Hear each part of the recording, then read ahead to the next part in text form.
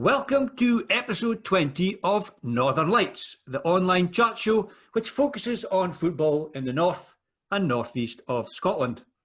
My name is Martin Johnston, and each week I'm joined by our resident journalist and fellow Rothisloon, Dave Edwards.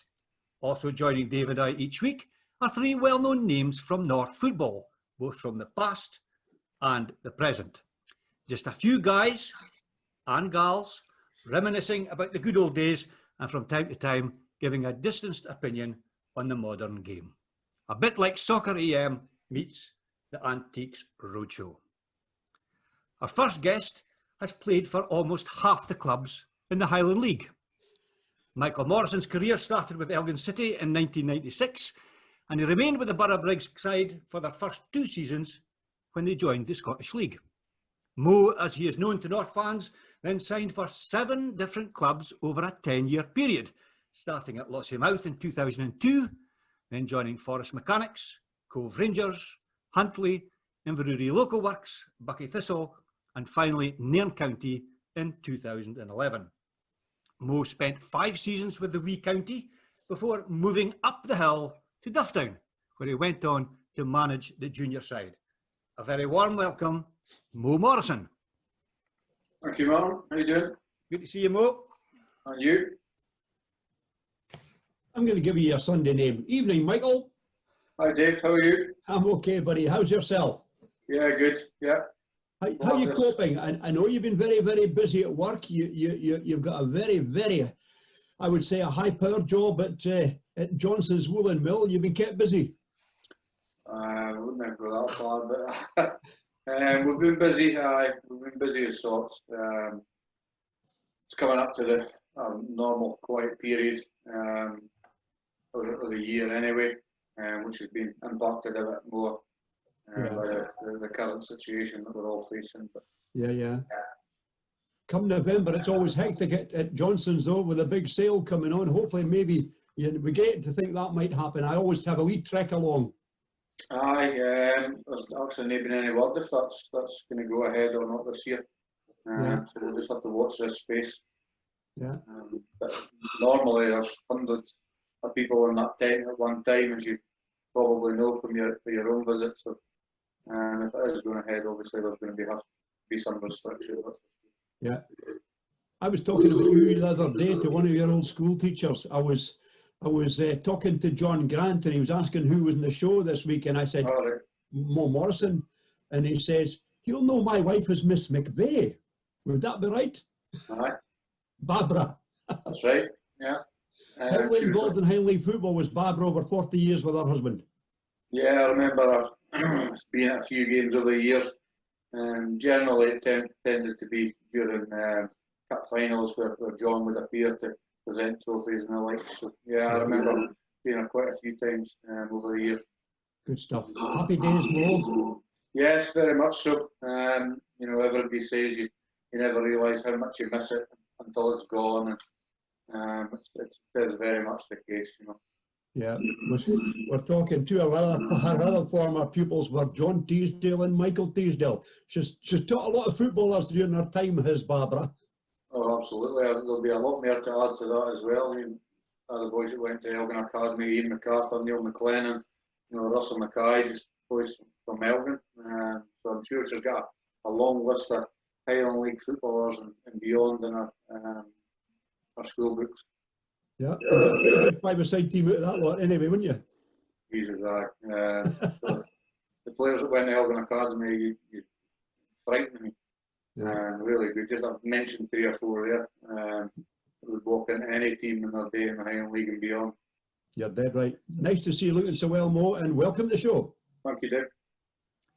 Our second guest this evening spent 14 seasons with Fraserburgh, winning a host of silverware along the way. Kevin Norris played for a number of boys' clubs as a youngster and played for local amateur side Hatton and junior side Buckenhaven Hearts before putting pen to paper for Charlie Duncan's Fraserburgh in 1993. As previously mentioned, Kevin won an array of trophies with the Broch, including a Highland League Championship medal in 2002. Kevin thought he'd hung up his boots for good in 2007 when he quit playing in order that he could watch his sons, who themselves were starting to carve their own career in Highland League football. However, it wasn't long before he was back playing, and he went on to have a further 7 seasons in the juniors with Maud, Longside, Cruden Bay and Buckenhaven Hearts. In 2015, Kevin embarked on the final phase of his career in the Buchan League, firstly with Panasonic and until recently, Buckenhaven Amateurs. Welcome to the show, Kevin Norris. Thank you very much, Martin. Pleasure to be on. Thanks for the invite. Good to see you, Kevin, without the wig and the lipstick on tonight. Yeah, Genie for sure.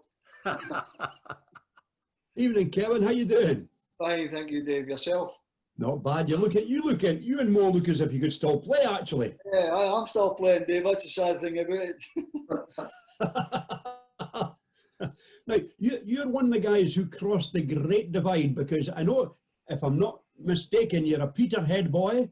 Yeah. But of course, you made your name playing for the other half of that famous rivalry, Fraserburgh.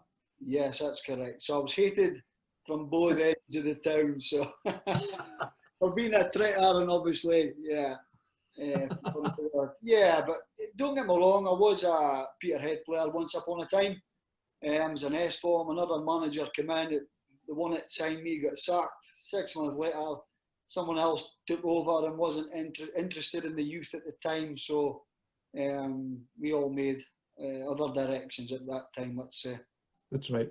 Obviously now they're playing in 2 different leagues, but the Buchan Derby, during its heyday, was something special, Kevin, wasn't it? Aye, amazing. Yeah, just you looked forward to these games. It would be like, yeah, obviously Old Firm and that, but it was tasty stuff sometimes and really enjoyed it. It was obviously, even for the both towns, it was the biggest disappointment when Peterhead obviously went into the Scottish League, as these days went. Yeah, and they were usually at the festive season with the boats all tied up, and there was usually a huge crowd, whether it was at Recreation Park or at Belsley. Big crowds, yeah. And that's, as I said, that's the mess for the locals now, that the local derbies have gone. Even the pre-season friendlies, there's a bit of tastiness, but it's gone. The localness is gone from that. Mm-hmm. Lovely to see you looking so well, Kev. Welcome to the show. Thank you. Our third and final guest is a pioneering referee who has had a terrific career since passing their exam back in 1996. As a youngster, Morag Pirie was an avid football fan and keen player, although there were not too many opportunities at that time for girls to play the beautiful game. After turning out for school and university sides, Morag was persuaded to sit the referee exam, and she first officiated in juvenile football in 1997 before being promoted to the junior ranks in the year 2000. In 2003, Morag was promoted to the senior ranks and rewrote the record books by being the first ever woman to take charge of a Highland League match later that season. In 2005, Morag was elevated to the position of FIFA assistant, which saw her appointed to numerous fixtures and tournaments throughout Europe. In 2007, Morag was rewriting the history books once more when she became the first woman to be appointed to run the line in a National Cup final, when she picked up the flag in the Challenge Cup final at Dents Park, Dundee, between Dunfermline Athletic and St Johnstone. 2 years later, Morag reached the giddy heights of being a FIFA-appointed referee, and over the next 8 seasons, Morag officiated at numerous events throughout the world, including the World University Games in Serbia, the FIFA Under-17s World Cup in Azerbaijan, and the Youth Olympics in China. Tonight, Morag creates another historic first by being the first female guest to have appeared on Northern Lights. A very warm welcome to my wee pal, Morag Pirie. Thanks very much, Martin. A huge introduction. I don't know if I can stand up for all that, but thank you. It's lovely to be here, and thanks for the invite. Great to see you, Morag. You're looking well. Of course, you're just a wee bit along the road from me, really. You're only, what, about 7 or 8 miles away from me, so signal's coming through loud and clear. Good to see you. Evening, Morag. Evening, Dave. How you doing? I'm fine. Yourself, my dear? Yeah, very good, considering all the conditions we're in. I'm getting used to working at home and stuff, so no, I'm doing good. Good stuff. The last time, if I remember rightly, last time we had a long chat, we sat down in a long chat, was in a train. When I was going, I think it was it from Aberdeen to Elgin, or it was one way or the other, with a long chat about football. It was really enjoyable. Yeah, it was really good, and it's good that you didn't have your little notepad writing down everything at the time and appearing on the back page of the P&J the next day. But no, it was good to have a chat and just get these This things is on the true. road. I was at your debut game. If I remember rightly, it was Christie Park and Wick Academy were Huntly's opponents that day. You must have been really nervous that day, Morag. I was quite nervous. Obviously, the first ever Highland League game, first game as a senior match official. A lot of eyes on me, a lot of photography on me, a lot of people waiting for me to fall over and make a mess of it. A lot of pressure as well from being the first referee. So it was my first Highland League game, and I was quite nervous, but it went quite well. So I was happy. I remember not that long into your Highland League career, an incident, and Martin will appreciate this one. It was Davy Henderson of Devon Vale, the centre half, a really nice guy, Davy, a bank manager, and Davy you were officiating the game. I think it was at Huntly as well. And I think you didn't caution him. You had a wee word in his ear and he went, "Ah, yeah, okay." And he ran past and he patted you in the bum. Now, quite often somebody would do that to a referee, but all of a sudden he walked for 2 yards and thought, "Oh my God, what have I done?" You know? And he turned around and his face was like a beetroot. And anytime I see Dave, I said, "Do you remember that day you patted Morag in the bum?" He said, "Yes, I do." I was mortified, you know? Yeah, Morag, before we move on, did you ever book Big Norris or Big Mo? Yes, both of them. I can't deny. Yes, we've had run-ins, both of them, and I did wonder if they'd both turned down being on this programme because I was on it, or if I was being forced to quit of it because I was there and they just didn't like me. But no, they seem nice guys. Have you got your yellow card tonight? Pardon? Have you got your yellow card tonight, just in case? Oh no, should have done it. I've got a pink post-it note if that helps. But Well, that helps, Morag, yeah. A lot of water under the bridge since that happened. Morag, delighted to see you and welcome to Northern Lights. Thank you. So, Dave, shout outs this week. Can I start? There's a gentleman who must get up at the crack of dawn because no sooner have I put out some information on Twitter, he's straight back with a like and a retweet. Kenny Sabiston. Yes, I pronounced that name properly. Yes. I don't know where does Kenny hail from, up north? Yes, and he's an avid watcher of the programme. Kenny follows me on Twitter, and you're dead right. Within minutes of it going live, he's back with a comment, and nice to have him as a follower, and he follows Northern Lights also, and he's a good guy, Kenny. Yeah, so a big shout out for Kenny Sabiston. Anybody else yourself? Yes, well, I got a reply today to the heat scratcher. This gentleman said, "I hadn't a clue." He says, "But I've got a good question for next week."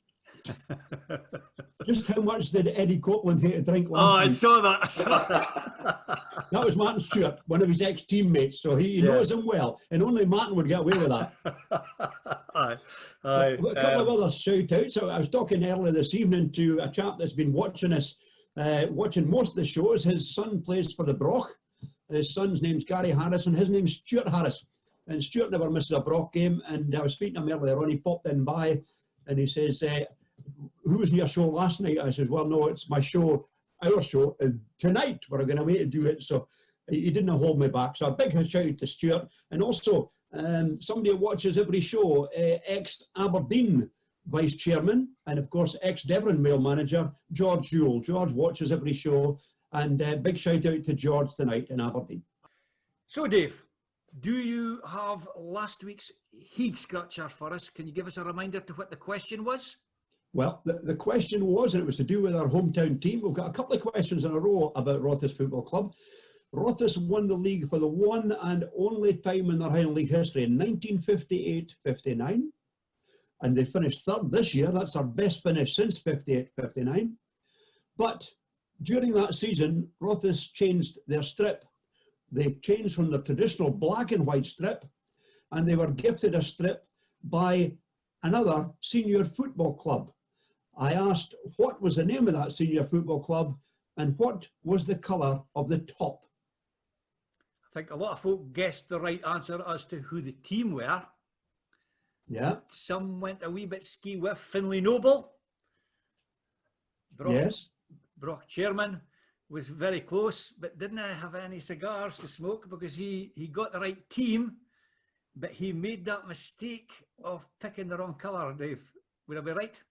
Yeah, you're dead right. And it was Stirling Albion, as we know, and it was part of the deal that took Willie Grant and Tommy Martin, the captain from Stirling Albion, up to Rothes. And the colours were... Well, a lot of people think Stirling Albion play in red and white, but They do play in red and white. I know the exact story as to what the colours were. Do you want to tell the viewers? Yeah, the colours were exactly the opposite of what I'm wearing tonight. The collar was white, the top was blue, and the sleeves were white. So white sleeves, white collar, and a blue top, a royal blue top. Yeah, a lot of folk thought it was Stirling Albion's second colours, but that's not correct. Right. Obviously, there was a close association between John Enfield, Yes. Rothes, and Tom Ferguson, who was the chairman at Stirling Albion. Stirling Albion actually went bankrupt in 1958, and it was basically closed the doors on Friday, started up as Stirling Albion Mark II on Monday, but Tom Ferguson pulled a masterstroke in respect. He changed the club's colours over the weekend. So he could quite clearly say, no, that was the old Stirling Albion. They played in blue and white. The new Stirling Albion playing red and white. And Rothes got the surplus kit as part of the friendship there. So that's why they were wearing blue and white. Half shirts or quarter shirts? No, they were full shirts, full blue, white sleeves, white collar, white sleeves. Yeah, and a massive Stirling Albion badge, I'm told, as well. A huge Stirling Albion badge. Yeah, it was. And you'll see that picture in black and white of them with the league trophy in the boardroom at McKissick Park to this day. Yes, indeed. Brilliant. But what was the story behind the change to orange then, Dave? Now you're preempting my heat scratcher question later on, then. No? Do you want the heat scratcher just now, Martin? That's almost quite as bad as, believe it or not, Dave doesn't actually ken who the guests are on next week's show. That's the way we normally work. And I think twice, maybe 3 times now, I've had the guests lined up, and Dave's heat scratcher at the end of the show has had one of them as the answer. So it's been kind of awkward. I'm thinking, I can't change my guest now. Do you want to ask a question now, or do you just... No, we better just leave it to the usual format. We'll leave it to later, but it's regarding that orange strip, Mo. Yeah. Okay. Tangerine. Sorry. That's okay. You're allowed. Great stuff. So, we're going to do that on this day, 6th of September, 1969, Dave. I've got the information this week for you. Go for it. This time, on this day, 1969, I think I was just starting at school. Would have been 69? Yes, first year at Rothes Primary School. Miss McCarty would have been my teacher. Me too, Miss McCarty. Is that right? Brilliant. Yes. It was Bramar Games today in 1969, and Charlie was up handing out the trophies as usual. Aberdeen very narrowly beat Airdrie 4-3 in a thriller at Broomfield. Was you ever at Broomfield, Dave? Yes, I played my school international against England at Broomfield. And if anybody wants to see the highlights of that game, it's available on Pathé News, with the wee subtitles come up halfway through. League champions Celtic, they slipped up at Dunfermline, losing 2-1, and Morton went top of the league after hitting Dundee United for 6 without a reply. Up north, it was the qualifying cup, and Ross County ran out 4-0 winners against Lossy. Buchan, MacArthur, and a Linus double saw County through. Nairn, strangely enough, Nairn and the Broch had to do it all over again when Fraserborough's Fordyce cancelled out George Sims' goal for County.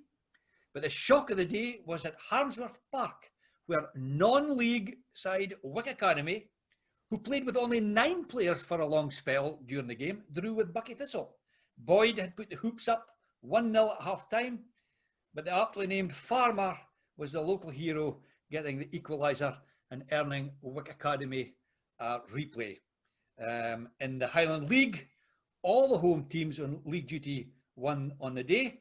Brora Rangers 2, Peterhead 1, Calais 6, Devonvale 1, Forest Mechanics 4, Clark 1, Inverness Thistle 6, Huntly 0, and Keith 4, Elgin City 1. So some big scores there, and some big results. And interestingly, Dave, in the juniors, Formartine United beat rivals Inverurie Locos 1-0, with Duffy getting the only goal of the game. And interestingly, Morag, the match was refereed by George Pirie, father of Mark Pirie, who obviously played for Dundee United, Aberdeen, and Keith, amongst a few others. And a wee shout out to Mark's mum tonight. I believe she's going to be watching the show. But that was 6th of September 1969. Dave. Martin. Yeah. Going back to the Braemar gathering. Why was Charlie Duncan handing out the prizes? Well, you could well ask. He was a legend back in them days as well, was he not? I think going by the score, Charlie Duncan might have been on the score sheet. Inverness Thistle beating Huntly 6-0. Would Charlie have been at Jogs 69? I think he probably would have been. I think he probably would have been. Yep, that's one for us. I'm sure Finlay will come back to us and confirm one way or the other. Over to you, Dave. Thanks, Martin. Mo, I'm going to take you all the way back to 2001 season when you made your debut for your hometown club, Elgin City. That must have been a thrill for you, really. It was a few years before that, Dave. Was it? Aye. 90s. Oh, it was 1996. Yeah, around about that. I've got two seats rather than one. Yes, I obviously been born and bred in Elgin. You know, walking past Barrabriggs or running past Barrabriggs to get to Elgin Boys Club when you're, 11, 12, 13, 14, going to Barrabriggs on a Saturday during home games. To play for the youth team to begin with was obviously a bit of an honour, and then when you get promoted up into the, just even train initially with the first team as a youngster for your hometown club, it's very daunting. I'll be honest. To begin with, you go to training, your first training session with the people you've been watching at the sidelines and idolised, and it becomes a bit of a what's from the goodness scenario. And I'm sure that the first few sessions maybe weren't my best sessions. I was never the best trainer anyway, right enough. But I'm sure the first few had a few nervous touches, or not a lot of vocals from me, shall we say. But yeah, you can't beat it to play for your hometown team, certainly. You mentioned the Elgin Boys League. I was part of that as well, and they always used to have the end of season finals in each of the divisions. You always had the cup final at Barrabriggs. Did you play in Barrabriggs when you were in the Boys League? Yes, I can't remember how many seasons at the Boys Club. You're probably looking at 5 or 6. It was slightly different back then than it is now. It was just junior and senior, and now there's an intermediate group as well.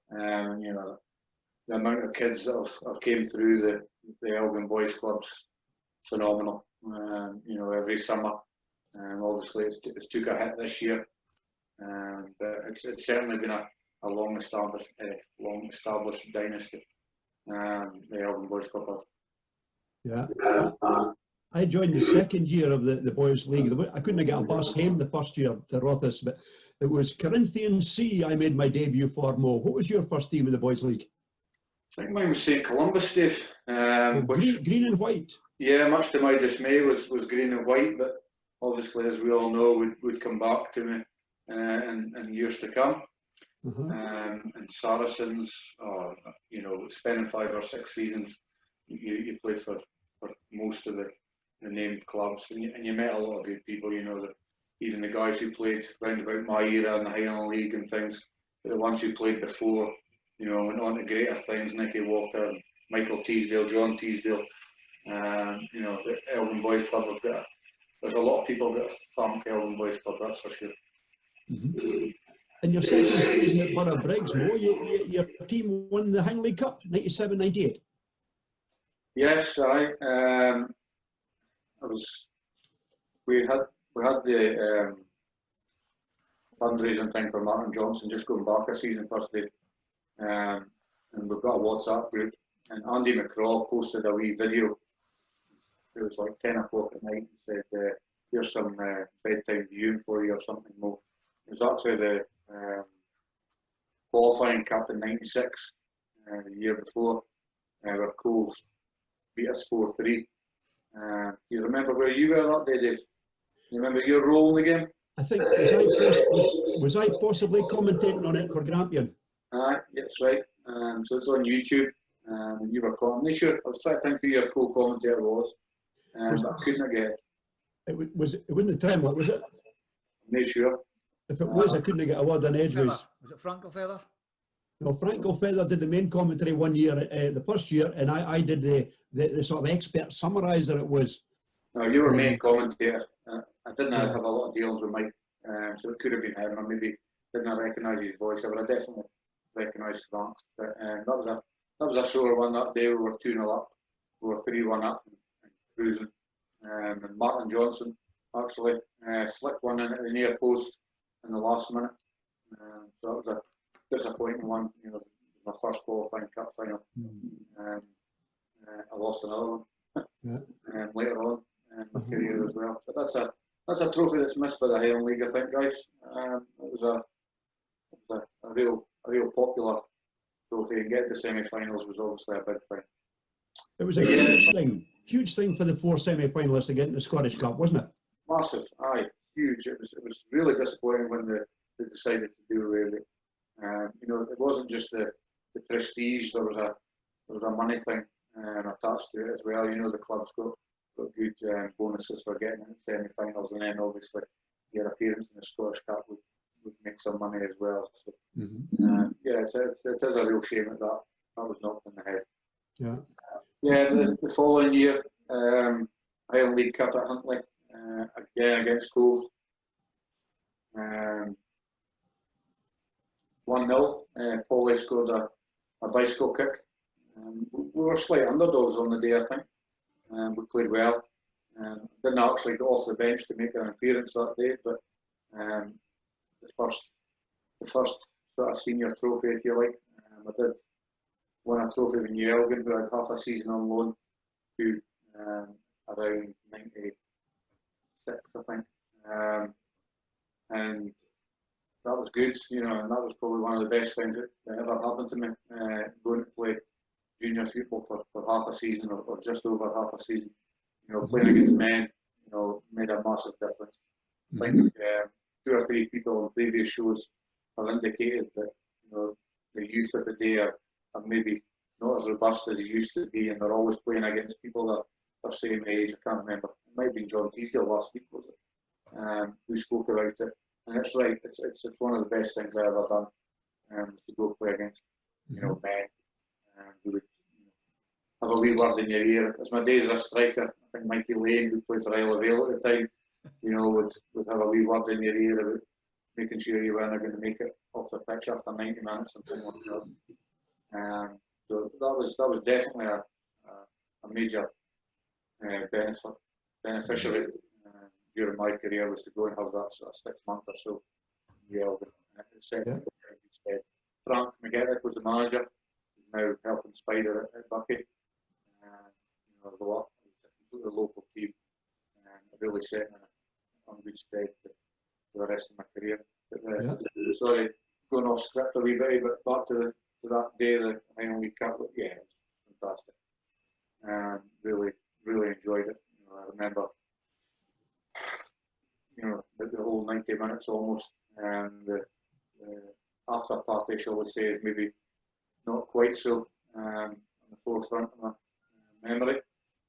But no, it was fantastic, and it's funny coming on the show because my mum appeared at my house not so long ago with a bag for and said, "Here, be some of them." And it was a bag for medals, so it was good to actually sit and look at them and get some dates off of them for tonight, to be honest. I didn't realise I'm near the best, but no, fantastic. You know, just not even winning that, not only winning that, you know, Russell didn't play in the final that day, but playing the likes of Russell Mackay, Neil McLennan, people who we grew up watching, you know, the 92, 93 seasons. Everybody knows what happened there, but I think that's, you know, around about the time where I probably really fell in love with the game, and being at Forest that night and seeing that people, John McDonald, Weed, playing that night as well. I probably missed a couple of nights, but to actually go and play alongside these guys as a 16, 17, 18-year-old was special for sure. Yeah. You followed up with back-to-back North Cup wins a couple of seasons later, Mo. That's right. It became a wee bit of a familiar feeling going through my career. I'll be honest, the North Cup wins are not quite so memorable in terms of how I remember them. I think we beat Rothes one year, the second one, I can't even recall the first one, to be honest. But again, any trophy special, and to win it with your hometown team, you know, just makes it even better. It was a real good dressing room. You know, there was characters galore. I mentioned a couple there. You know, there was always crack. There was always carries on. But when training started, the game started, you know, if you weren't pulling your weight, you knew about it. And very early, you knew about it. You know, Chico, you know, fantastic player, but you know, for a long period, you were absolutely. I was absolutely terrified to even speak back to him. You know, I saw Morag smile when you mentioned Chico. Sorry? I saw Morag smile when you mentioned Chico McCartney. Aye, he was, you know, no holds barred. He went cold for a couple of seasons as well, a bit with myself, and then obviously came back to Elgin, picked up the manager's job. I think he must have won 3 or 4 trophies before we went into the Scottish League, and Harry McFadden came in to be general manager, and then Alec Caldwell was brought in as manager. But yeah, brilliant. You never beat that days. You know, fantastic time. We'll leave it there for the moment. Thanks, Mo. Sure do. Kevin. Yes, Martin. You sort of cut your teeth on football in a very healthy boys club and boys league environment in Peterhead. Lots of boys football in Peterhead. Who all did you play for? Started off as a kid, centre youth, just a local one, and I kind of progressed, getting picked up with the next better team, then get to Hexham was the next one, then they folded, then it became Peterhead Boys Club, and then I got noticed again to D-side in Aberdeen, and as previous guys have spoke, Cecil Singer, who's no longer with us, he used to handpick the best players from every team, so I think Levi said he was one of them as well, so D-side had always good teams, so that was probably my best bit of my education, playing the Aberdeen League for an Aberdeen team, obviously against the better sides. But there's a lot of good coaches in Peterhead, and you know, let's say the Hexagon. Was Walter Innes involved at that time? No, Walter's 2 years younger than me. Is that right? Seriously? No. He's about 70. Yeah, oh, Walter, you'll be enjoying this. No, it was a lad, Peter Anderson. Then the Hexagon, what Walter took over was just like the training night. Hexagon actually used to have teams. Hexagon was in place of Peterhead Boys Club. There wasn't Peterhead Boys Club. Hexagon was. Well, I can actually remember, and Morag will relate to this, that when you're first cutting your teeth as a referee, they didn't just let you loose in proper games for a start. You find you go a lot 5-a-side tournaments, etc. And I can remember Hexagon Boys Club coming up to like Elgin Boys Club for tournaments. Hexagon might have had a team in their, well, it would have been their 25th anniversary tournament at Boys Club had when I think Celtic played Dundee United in the final at Borough Briggs. Seems a lifetime ago now. But no, Hexagon was fairly prominent and fairly successful. Yeah, and the Aberdeen International Football Festival, like Hexagon won these type of tournaments. Yeah.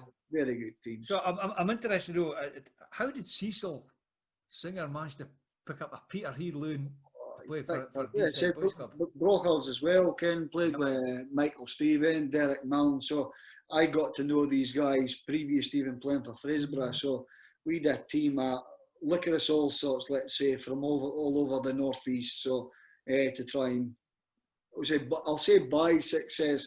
Short story with Cecil. When I was we're playing Bamsadee, who's our local rivals at under 14s, and before the game, Cecil says, right, the man of the match will get an award today. Okay, so buzzing. So at the end of the game, so he says, okay, Norris, you've got man of the match. So he hands me this thing all wrapped in a parcel. Unwrapped it, it was a bottle of vodka.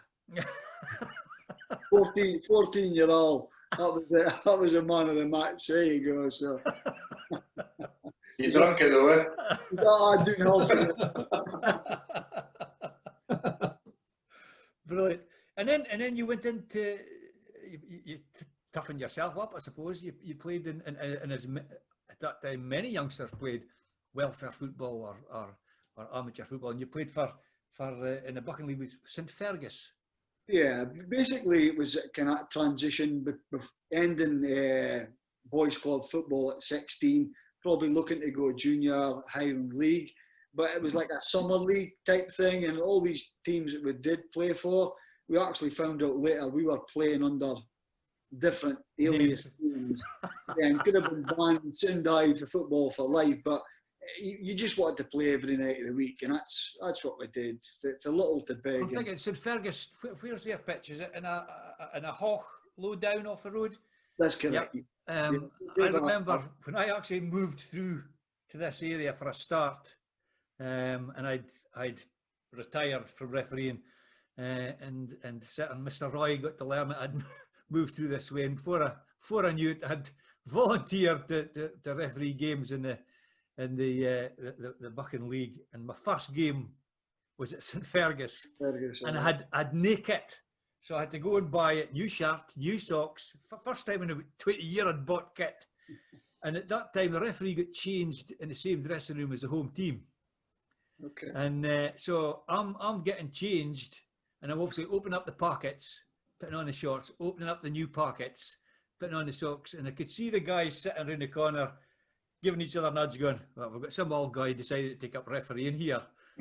We'll have a bit of a laugh, yeah? Well, I think they got a bit of a shock near laugh. And at the end of the game, their manager says to me, he says, "Hi man, you did a bad game. You should maybe think about tucking this up seriously." However, so you progress from St Fergus, you get yourself toughened up, and you're now at the Herties, Buckenhaven Hearts. No, they should probably typed down wrong, the same as Mo did. See, can't I get the staff? That's the problem. No, I actually went to, again, I was playing for Deeside as well as St Fergus, and then I broke my leg. And I think somebody else spoke about it, the last one as well. It was the same day as Ian Jess, I broke my leg. So basically I was in the front page of the Green Final, me and Ian Jess, so getting my story, my cast on, and I just actually started working as an apprentice, and I was off for 6 months for a broken leg, and Ian Jess was back after 6 weeks in the hydro pools and things like that. So I had a while out. So I was working for a slating company serving my time, and my tradesman was a lad, Billy Smith, who was the manager of our local amateur side, Hattons, who were like Division 1 amateurs at that time.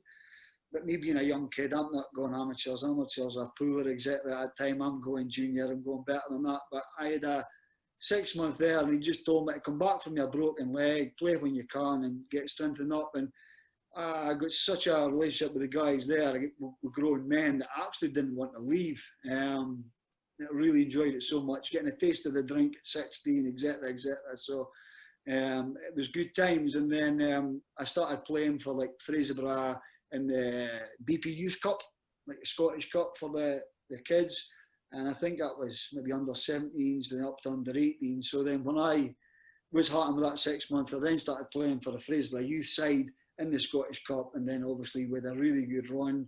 Speaking about Broomfield earlier, we got to the semi-finals against Airdrie, And I believe in that days it was an absolute shithole, but it was like Hampden dust because we'd never really played in these grounds with all the stands. And speaking about Moby earlier, so we're doing very well in that tournament, semi-finals, whatever, against Airdrie, and he decided to spit on one of the opponent's faces and got sent off, and the game for us went pear-shaped after that.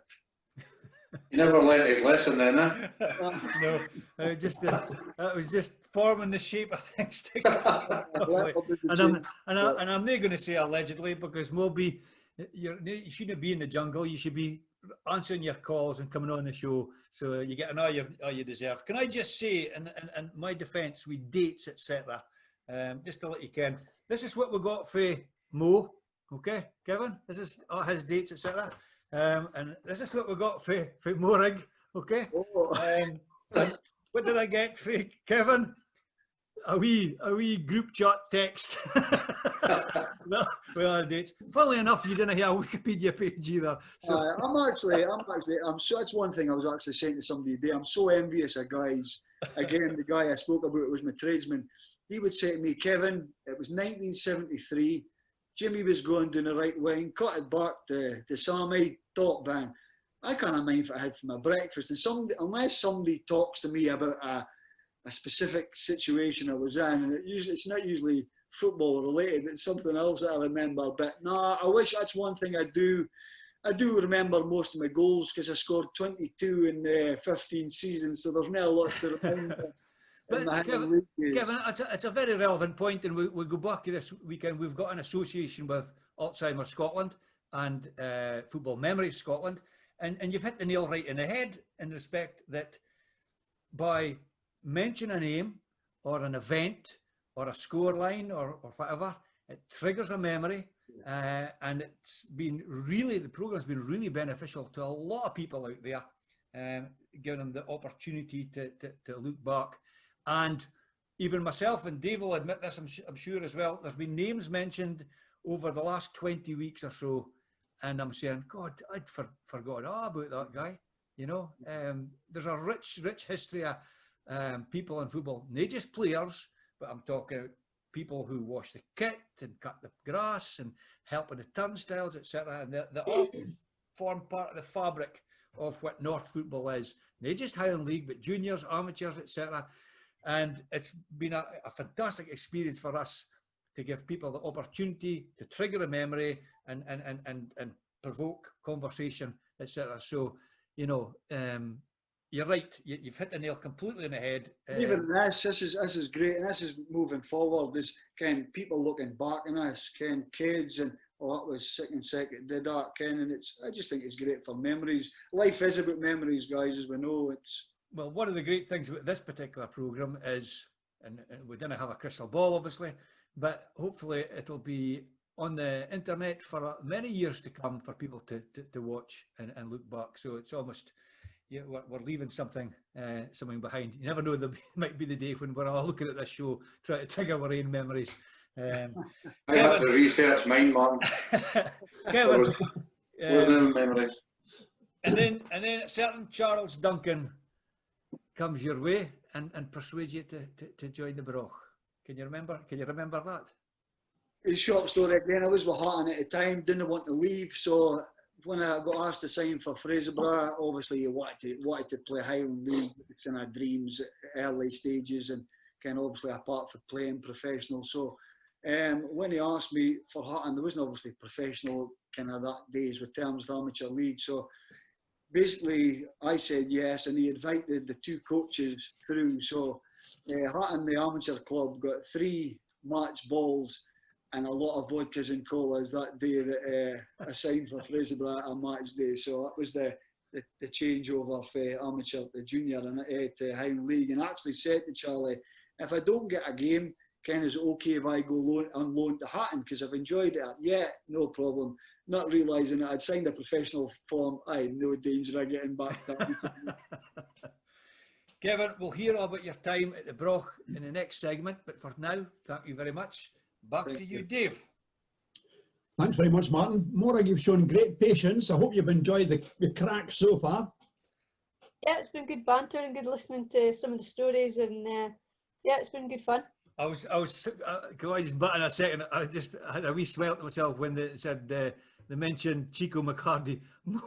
Morag is far too young to remember Chico McCarthy when he was playing. That's for sure. His nephew, maybe. Morag, your interest in football, it came at school when you actually played, and then you followed that up at university. What position did you play, Morag? Well, believe it or not, being one of the smallest people in the club, I played goalkeeper. Oh, I can empathise with that. Yeah, when I was in primary school, I played in goals, basically because my timing was so bad, I couldn't tackle anybody. I kept getting into trouble for kicking people. So I played in goals and just blocked everything that came my way, and I was actually quite good. And then when I got to university, I didn't want to tell them that I could play in goals. I wanted to play outfield.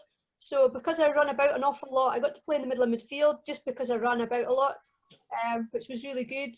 And then when I finished university, I joined a proper ladies team. I discovered that a team, and my sister played as well. And she told them that I could play in goals. So I'm like, oh, why did you do that?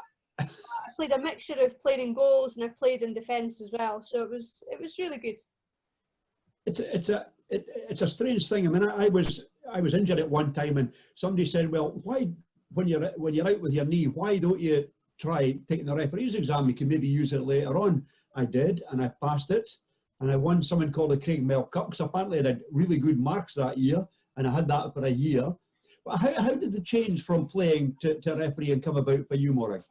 Well, I was playing, we just started a ladies team, and I'd started playing, and I was doing a little bit of coaching. I did my goalkeeper coaching, the level 1, and some coaching at the side, and somebody saw me doing my coaching course and said, oh, there was a referee course, and I thought, well, like yourself, I'll learn the laws of the game, because I don't know all the laws. I'm just playing and doing what people tell me. So I thought, well, I'll give it a go. Maybe not the best of timing. In the run up to my exams in 3rd year, I started to do the referee course. Scraped by, unlike yourself. I think I got 81% and the pass mark was 80, because I was trying to balance doing my exams at university and doing a referee exam. So I scraped past, and then when I finished university, I thought, right, I've passed this exam, I might give it a try and, you know, see if I actually like it. I've learned a lot of the laws of the game, so when I was playing, everybody kept looking at me, oh, the referee's just done this, the referee's done that, is he right, is he wrong? You know, I was the Bible of the team as to what was the referee making a mess of the game or not. It was all up to me. But I decided when I finished university, I might as well try it and see if I liked refereeing. So when I did finish and I started off, and here we are. So when you first started to referee, it would have been in, as you say, minor football, Morag? Yeah, I started off in on a Saturday. I refereed because I played on a Sunday. I couldn't do the younger kids, under 11s, under 12s, because I was playing on a Sunday. So on a Saturday, I started off refereeing under 14s, which was still fairly young, but it was big enough, which was really daunting and really, it was a bit scary at times, because you had lots of people at the sideline, mums and dads, screaming at you. And no matter what you did, somebody screamed at you. And I remember my second ever game that I had at a game at down at Alton, down at the beach, and I had one I now know who he is, but I had one player, and I had his entire family screaming at me for the entire game. No matter what I did, I had the mom, the grandma, the granddad shouting at me for absolutely everything I did. I could do nothing right. Which ended up, I went home and I ended up in tears, like, why the hell am I doing this? I was horrible. But then I thought, actually, no, I'm not going to let somebody shouting at me stop me doing something that I want to do. And I then kind of had a bit of a, right, okay, stuff it. A bit of determination. I will not let them grind me down. And I went back the next week and I did another game and I did another game, and they were better, I enjoyed them. And I thought, I'm not going to let somebody shouting at me stop me doing what I want to do. Excellent, Morgan. I take it as years go by, you shut out those remarks. I mean, I remember talking about Charlie Duncan. I think Charlie made the occasional remark to yourself you know, in the game. And I remember one remark you made, and you just laughed it off. And I thought, well, good on you, Morag. You know, that's what you've got to do. Maybe laugh it off if I put some protection. Yeah, I think as you get a bit more experienced and further down your career, you need a bit of confidence in yourself. When I first started refereeing, I didn't have that amount of confidence as a person or in my decisions. So yeah, by the time I get to Highland League refereeing, I know what I'm doing. And quite often you'll hear shouts, whether it's from the delightful players or the managers or spectators, that you know is a load of rubbish. Or you know that what they're thinking is not what you've just given, or a lot of it is about angles, so that I can see the angle I've given something because I've seen it. He's either got a different angle or he's seeing it from his rose-tinted glasses of his team and not from the general neutral perspective that I have. So you get the idea that you know what you're right, or you just have to water off a duck's back. You have to let it brush off you, because if you let it get to you, I'll end up in Cornhill, or I'll end up giving up, which a lot of referees do. They do give up because they're like, stuff that, I don't want somebody shouting at me. I can go and stack shelves at Asda for less money but less hassle. Then that's fine. But you've got to have a bit of confidence in yourself and know not to take what somebody shouted at you to heart. And you have to, because otherwise, you know, you end up have the managers and the players running the game for you, and not you doing what you believe to be true. You go with the shouts, and you go with, you know, Morrison shout, "Oh, it was offside, that's my ball," when he clearly hit it out. You know, you get that. Never. You have to go with your you have to go with your gut instinct that you know what you're talking about, and just ignore them and just let it wash off. And yeah, you can't let it get to you. Yeah. Well, it's a compliment to you. I always thought you were a very good technical referee, Morag. Do you think having played the game gave you a slight advantage in some ways? I think it does, yeah, because it's fair enough knowing the laws of the game, which is one thing, but if you don't know what a good tackle is, what an actual foul is, then you've got an uphill battle. Whereas if you've played the game, whether depending on the level and what your ability and things, but if you've at least played the game, you know that person's tried to do a tackle, you know what they're trying to do. Whether I didn't get to an international level, that doesn't matter, but I've played at a reasonable level. So I know tactics, you know how people play.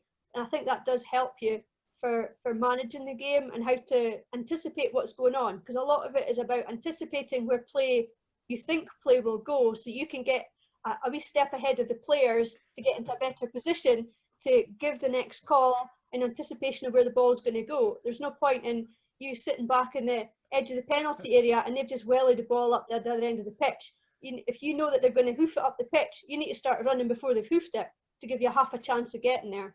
So unless Norris has got the ball, where it would be anybody's guess where it was going to go. Now, you're not the tallest, Morag. How do you feel standing in front of somebody like Big Mo, or even Kevin, who's fairly tall, giving them a wee dressing down and possibly a card, because it's, you know, they're towering above you? It's happened once or twice, yes. I think there's a hint something that somebody told me years ago, which has helped, is keep your distance away from them. Keep a good arm's length away from the player, and it kind of stops them looming over you and making it look a bit more to, you know, make you feel a lot smaller than you actually are. If you can keep a bit of distance between the two of you, you don't look quite as small and they're not towering over you. So as you get players that will start walking towards you, you've kind of either got to put your hand up and stop them coming to you, or you've got to start pedaling back a little bit to keep that distance, because it is quite intimidating a wee bit if you've got a player looming over you and you're trying to either give them a dressing down, explain something to them, if it looks like, you know, your dad's just shouting at you and you're a 5-year-old kid. You know, it is hard. So you've got to try and keep a bit of distance to try and give yourself some sort of ability to take control of the game and not make it look like they're taking control of you, which is tricky, but you've got to try and balance it and keep a bit of distance so that you've got half a chance of being able to put your authority on the game without, you know, looking like a 5-year-old kid. Wise words, Morag. Thanks for that. We'll go on shortly to look at your career, where you've been in Europe so many times, certainly a lot more than all of us put together, but we'll do that in a short while. For the moment, thanks, Morag. Thank you. Before I go to Mo, can I just say to Morag, hats off for refereeing juvenile football in Aberdeen, because being from Murrayshire myself, there wasn't a juvenile football to that extent, and we probably got a running start, as it were, in refereeing, because you went into, from amateurs you went straight into junior, so we maybe had a wee bit of a head start in that respect. I refereed one juvenile game in Aberdeen, and I was a fairly experienced senior referee at the time, and I can remember coming home thinking, if I had started at that level and didn't have the experience I have now, I don't know if I would have continued as a referee, because they didn't know who I was, and it was 90 minutes barracking from the mums and the dads and the grannies, and I was pretty sure I was getting it on right. So hats off to you for that. And I also want to mention, and Dave didn't put you on the spot with mistakes, and it's funny how, like everything else, players, managers, we all make mistakes. Hopefully you make them at the very early stages of your career. And there was a mistake I made right at the very, very beginning, and it still haunts me to this day. And what Murray and Banff referees used to do was, before you got any games, you were taken out into a Highland youth game on the line in the Highland Youth League with a very experienced referee. And my experienced referee was Paul Watson. So this is the first time I've ever put on a referee kit and taken part in a competitive game. So cut me a bit of slack here. Pre-match, the game was Elgin City, Elgin City in the Youth League versus Elgin Community Centre. Okay, so bit of a derby game. And in pre-match instruction, Paul says, now, Martin, if there is a free kick on the edge of the box to the attacking team, I will most likely ask you to go and stand at the corner flag so you get a good view of the goal line should the person taking the free kick attempt to shoot at goals. And I will indicate so by going like that with my arm, pointing to the corner flag for you to go. Okay, so I'm trying to remember all the different things. So obviously, 20 minutes into the game, there's a free kick in the edge of the box. Paul awards a free kick, takes up position, looks to me and goes, and I went, and I thought, no, something wrong here. And Paul went, and I went. It took 3 attempts, but I suddenly went, oh, I've got to go to corner flag. But that's how we learned. But believe it or not, and I've made lots of cock-ups over the years, that haunts me to this day. I still have cold sweats over the edge of it. But hats off to you for refereeing juvenile football, Morag. It's a tough environment. Mo. Yes. You obviously had a long standing, although you said that you maybe didn't have the same memories, but you certainly did have a love affair with the North of Scotland Cup, because after leaving Elgin City, you joined Lossiemouth and another North Cup win. Who was the manager at Lossie at that time? Tarts. He had left Elgin around about the time we got admitted into the Football League in 2000. And after a couple of seasons going up and doing that A9, and I heard Rats last week speaking about how he got to Aviemore, and him and Grapies would be the only 2 boys left in the bus. So I had that exact feeling on a number of occasions where I was sat on the bus next to the bus driver on the odd occasion, coming back to Aviemore after we picked up the Inverness guys who came up the A9. And as you know, the first few seasons in the 3rd division, as it was really difficult. I think finished bottom the first season, maybe second bottom the second season. Things didn't feel right, after the second season. Felt like I needed a new challenge, something else to try and go and try and achieve. And obviously the Highland League's the immediate thought, if you like. There was actually, John Sherrin was manager of Montrose during our first couple of seasons. There was the opportunity to go and speak to Montrose when John was the manager there, but you know, at the time I was still only maybe 19, 20, was it? And you know, it didn't really appeal at the time. You know, hindsight's a great thing, and maybe how things might have been different had I taken that option. But Pax was at Lossy, you know, knew him very well from my days at Elgin, and there was a lot of ex-Elgin players playing at Lossy. You know, Ross McCarty, we spoke about Chico, Chico's nephew Ross, very good friend, Gary Youngston, left Elgin. So there was a lot of appeal to go to Lossy now, 6 miles down the road.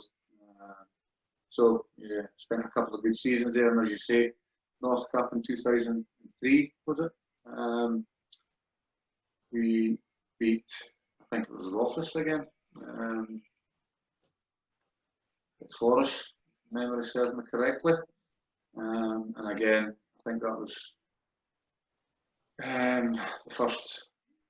Lossy's first trophy in maybe 5 or 6 years. So it meant a lot to the players, you know, to the board. Obviously, Alan McIntosh, a long-standing association with clubs, now chairman. You know, every time you see him, he'll remind you of it. And I actually asked him the last time I seen him, a couple of times ago, about was it the last trophy they won, but they didn't. They won the North Cup again under Jim Walker, I think it was, a few seasons later. So, no, it was good. Again, you know, a lot of good players there, comfortably finishing in the top half or maybe just under. That couple of seasons, you know, Charlie came in. If you remember Darren Schalker, Dave will remember him yourself. Very good player. No, it was very enjoyable. And then obviously things moved on from there. Headed back along the road through Elgin, to Forest. Yep. You know, just touching on the Lossy thing, you mentioned the fact that maybe the trophies don't come along that often at Lossy, but it's a great reward for the people behind the scenes, as you say, especially like Alan McIntosh and his late wife Lorna. Yeah. We're very much, you know, hold that club together. I think Alan does about 6 different jobs, but I'm beginning to think maybe I have got 5 jobs. So it's you know, but it's a valid point that these guys do a phenomenal job, and all they're looking for is every 2 or 3 years a wee sniff at a trophy. And have a wee bit of a glory day, and they get an immense amount of satisfaction out of that. They do. As much as the players. Kevin Williams was the chairman at the time. He's another one who spent a long time there, and you know, done an awful lot. You know, let's be honest about it. Maybe between him and Alan and various others, keeping them afloat a lot of the time. You know, it'd be a real shame. A lot of people that are running clubs, have businesses, jobs, or whatever. And you sometimes wonder, do they need the hassle? But they've got this undenying love for the club, and they'll do everything they can to see it through. In times like now, especially, you know, these are tough times for football clubs. I know people will say it's only football, but you know, it's the fact that there's a football match on Saturday sometimes gets people through the week beforehand. Absolutely. You know, so. You know, hats off, not just to Lossy, but to clubs, the length and breadth of the country, to all the people behind the scenes. Hats off to you guys. So yeah, you move to the other side of Elgin. Joined Forest Mechanics, and there was a good bunch of guys there at that time as well. Well, Alan Scott was manager, whom I knew well from my days with Devonside Youth. Growing up, so under 13, 14, 15. Alan's son Rob Scott, I think, might have played for the Vale for a wee spell, but his big brother John, maybe better known. So I knew Alan from a very early age. Very, you know, gentleman Alan, knew the game inside out. He had a lot of Elgin guys already at Forest as well. and at the time you just feel that it was maybe stepping up a level again in terms of what you're trying to achieve in the game. And again, I think there was another couple of seasons there. Alan stepped down after my first season, and our friend Mr. Patterson appeared on the doorstep around about 2005-06, I think it would have been. Was that after or before Peterhead? It was before. Peterhead, I think it's, Yeah. So he came in. George Minty was chairman at the time. Sadly, no longer with us either. And George had a real hunger about him. You know, George wanted to be successful, as we as players did, as Pelly as the manager did.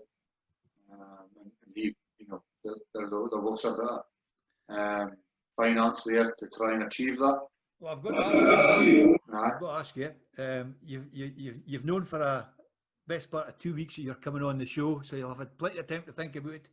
You must have a Pelly Patterson story to tell us. It's mandatory for all guests. It's got to be viewable. That's the problem. That's the problem. I'll tell you, the one that sticks to mind is probably the most recent one. And it was just at New Year there. And you'll appreciate this when we get to the end of it. So I had a few people around the house at New Year, friends and family. So Alan Murray, who was chairman at Dufton, was coming around. So I gave Pelly a phone. And I says, you know, if you're Nadine, man, get yourself around. His daughter and his son-in-law were coming as well. They're friends of ours. So Pelly was off. New Year, so, you know, great idea. Right in there, yeah, I'll be there. So all set for the night. Door goes, in comes Pelly with his, you know, you go to somebody's house for a New Year's party, you've obviously got a backpack with a tipple or two in it. We're standing in the kitchen, and he's speaking away while he's going into this bag. And it was around about the time where he's just moved back into Elgin. He was staying in Bucket with Gordon, I think it was, for a while. So he's moved back into Elgin. He's in the bag and he's pulling it. And he says, "Oh, I've brought you this." And he pulls out this lovely decanter. You know, like a wee dram of whiskey now and again, Martin. So he pulls out this lovely decanter.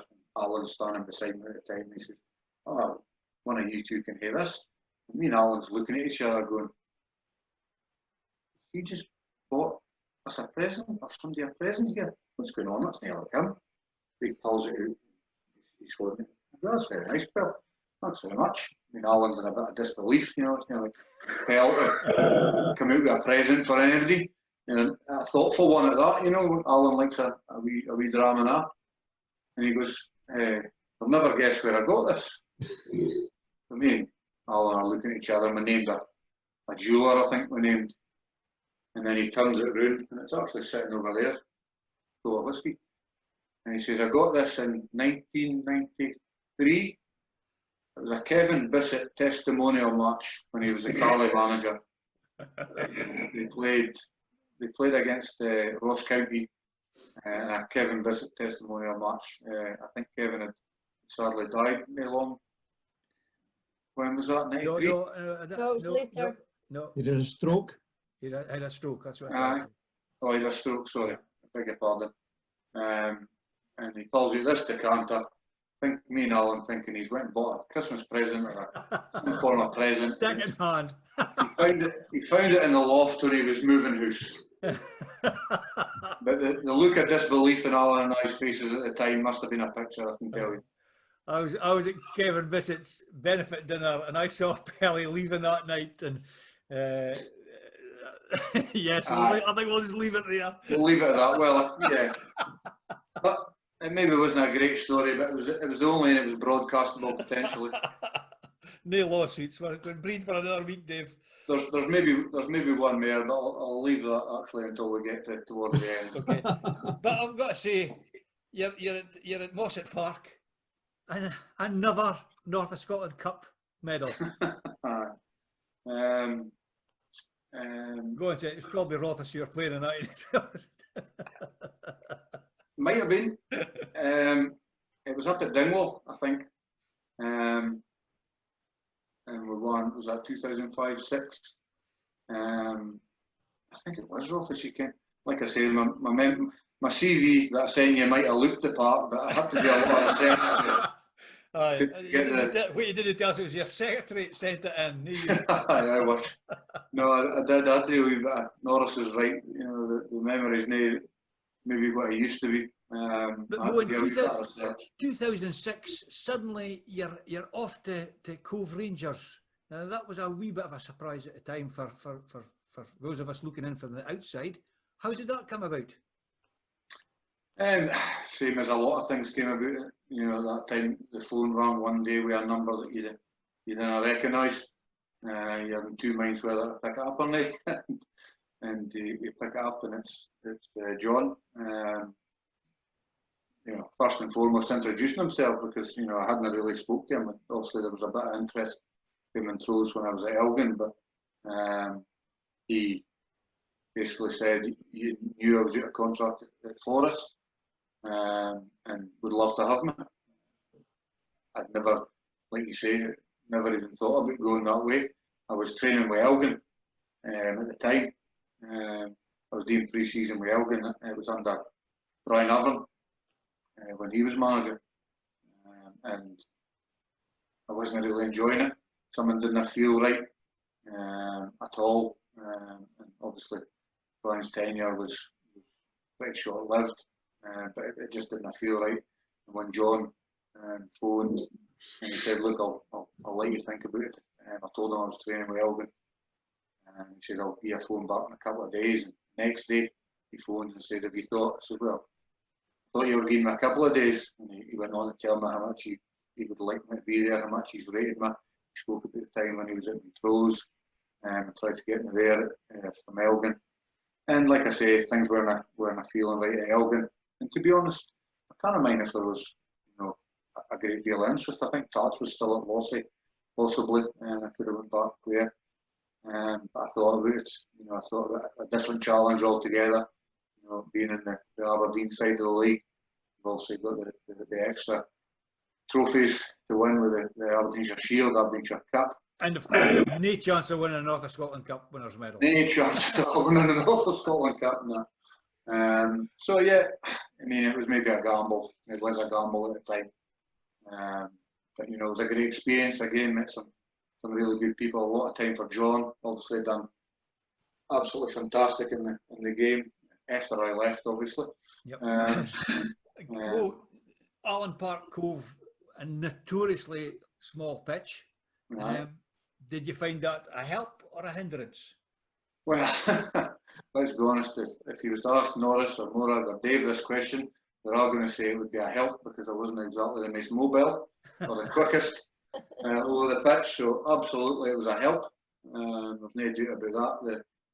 The stand it sort of overlooked the touchline at the time as well. If I got paid by the amount of times I'd hit the windies at the stand, I would have been all right. But yeah, it was a lovely wee place. There wasn't a lot of room, which suited me just fine. Good. But you stayed just a season, and then you're on your travels once more, and you're heading back north, but you only get as far as Huntly. Yes, you know, the travelling back and forth to Aberdeen, you know, was starting to become a problem. You know, my daughter was born in 2008, so other things were starting to take over, and it was just time to leave. Training became a bit of a problem towards the end of the season. Wasn't always making training. You know, to be fair to John, you know, I can't remember being dropped a lot of times, but you know, it wasn't fair. And he did ask to sign another season, but you know, other things took over, as I say, family life, and decided to go a wee bit closer to Elgin, as you say, and bumped into Mr. Cormier at Huntly. And Dave was, you know, and to this day, Dave's a good friend. We had good success at Huntly, and I think when he was on the programme a while back, he admitted that maybe the move to locals from Huntly was wasn't the right one at the time for him. But again, Huntly was full of people who do everything for their club, like Alan Martintosh and the people we spoke about previously. And obviously, once again, you couldn't have won a North of Scotland Cup at Huntly, but Yeah. what you did win was the inaugural North Challenge Cup. Aye, that was it's no longer in existence now. That came in to replace. Was that not part of the replacement for the qualifying cup? Yeah. Aye. So, like I say before, it's a real shame that the qualifying cup is not there. It came in maybe for 2 seasons. I think you're probably right. Yeah. 2 seasons, maybe 3. And it was the first one. We beat Devon Vale in Inverurie 1-0. Alan Redford got the winner, header, and he subsequently went on to play for Cole for a number of years. But again, fantastic times. It's not, so we said this before the show, it's not until you finish you realise how much you should have enjoyed it more, and how much you miss it when it's not there. But again, fantastic people. Robbie Mackay, I'm sure you all know, was chairman at the time as well. Fantastic character. All he wanted was success. Same as most chairman. Just a really good 2 seasons. It was unfortunate Dave left when he did. I think Dave left Christmas after we just won that Challenge Cup, and things went backwards. Dave says it was a mistake. For him leaving, I think it was a mistake for the club allowing him to leave, but maybe they didn't really have much choice. And then I think was it Dave McGinley came over for a spell, and as I said, it was going a bit backwards at the time after Dave left. Robbie Mackay had stepped down as well, so there was a lot going on in the background as well as on the pitch. It just Is that something that affects players quite a bit? If there's turmoil behind the scenes, does that impact on the field of play? Aye, it definitely does. The uncertainty, is always on the, if you're at training or before the games or after the games, uncertainty is always a topic of conversation, without a shadow of doubt. I know you're always told to try and forget it during the game, but it's going to have an effect, and it'll have effect on the person coming in to manage the team. If there's new players coming in as well, and maybe the crack or the performances aren't as good as they had been. The confidence isn't there. For sure, it has an effect. But I think Dave and Jim Cheen, who helped them, came in and changed a lot of things. Took in a few new faces. Dave had a core of players who were fantastic for Huntly for a number of years, not just under Dave, the likes of Gildy and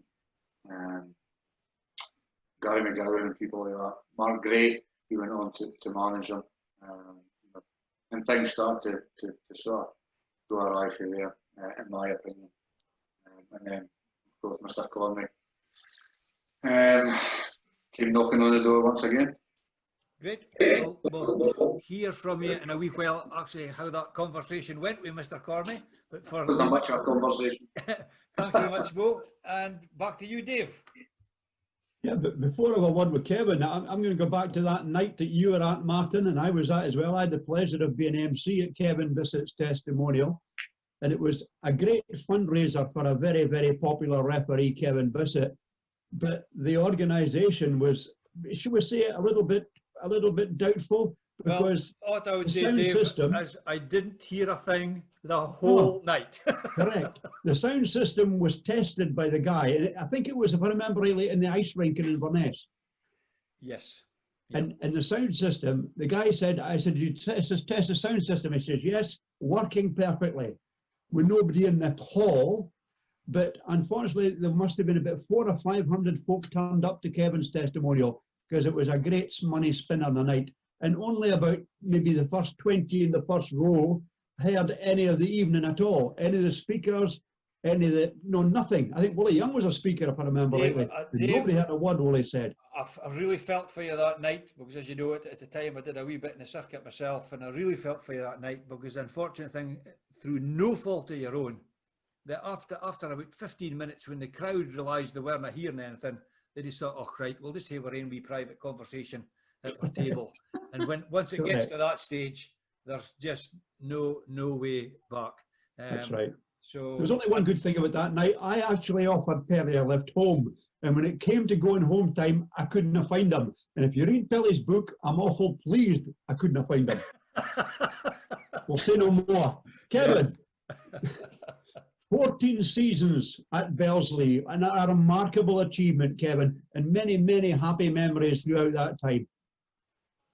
Big time. I was very lucky at Fraserburgh at the time because we had success every year. There's a lot of guys in the Highland League, lower teams could play in the Highland League's a great standard, but win zero. So I had a very successful time over the years at Fraserburgh, and basically a lot of good memories with lots of trophy wins. 11 medals in total, Kevin. That's some amount. Yeah, it's I didn't mind if there are 4. That's why I said to Martin Finlay, no, we'll have to give me the appearances and what we got. But yeah, you can't argue. That's why I'm happy now. Fraserburgh's kind of going back that way. When I left in 2007, the team of lull, and I don't think I'd ever finished below 6th, 7th, something like that. And then since I left, they won to finishing higher than that. So yeah, I'm glad to see them back in a better place. But no, Fraserburgh was a family. Seen a lot of come and go, but the year that we did well in that BP Youth Cup, I spoke about Airdrie, there was a big number of players went through at the same time. So we were all friends from a young age and moved up the ladder together. So yeah, it was a big family from football to nights out. And traditionally, the Broch were a very, very good cup team, Kevin. You had some great cup runs. Yeah, the thing was, the Broch's been argued over the years that Charlie obviously went for local youth. So when you're trying to go over a season, you need a bit more experience, etc. And we never really signed anyone.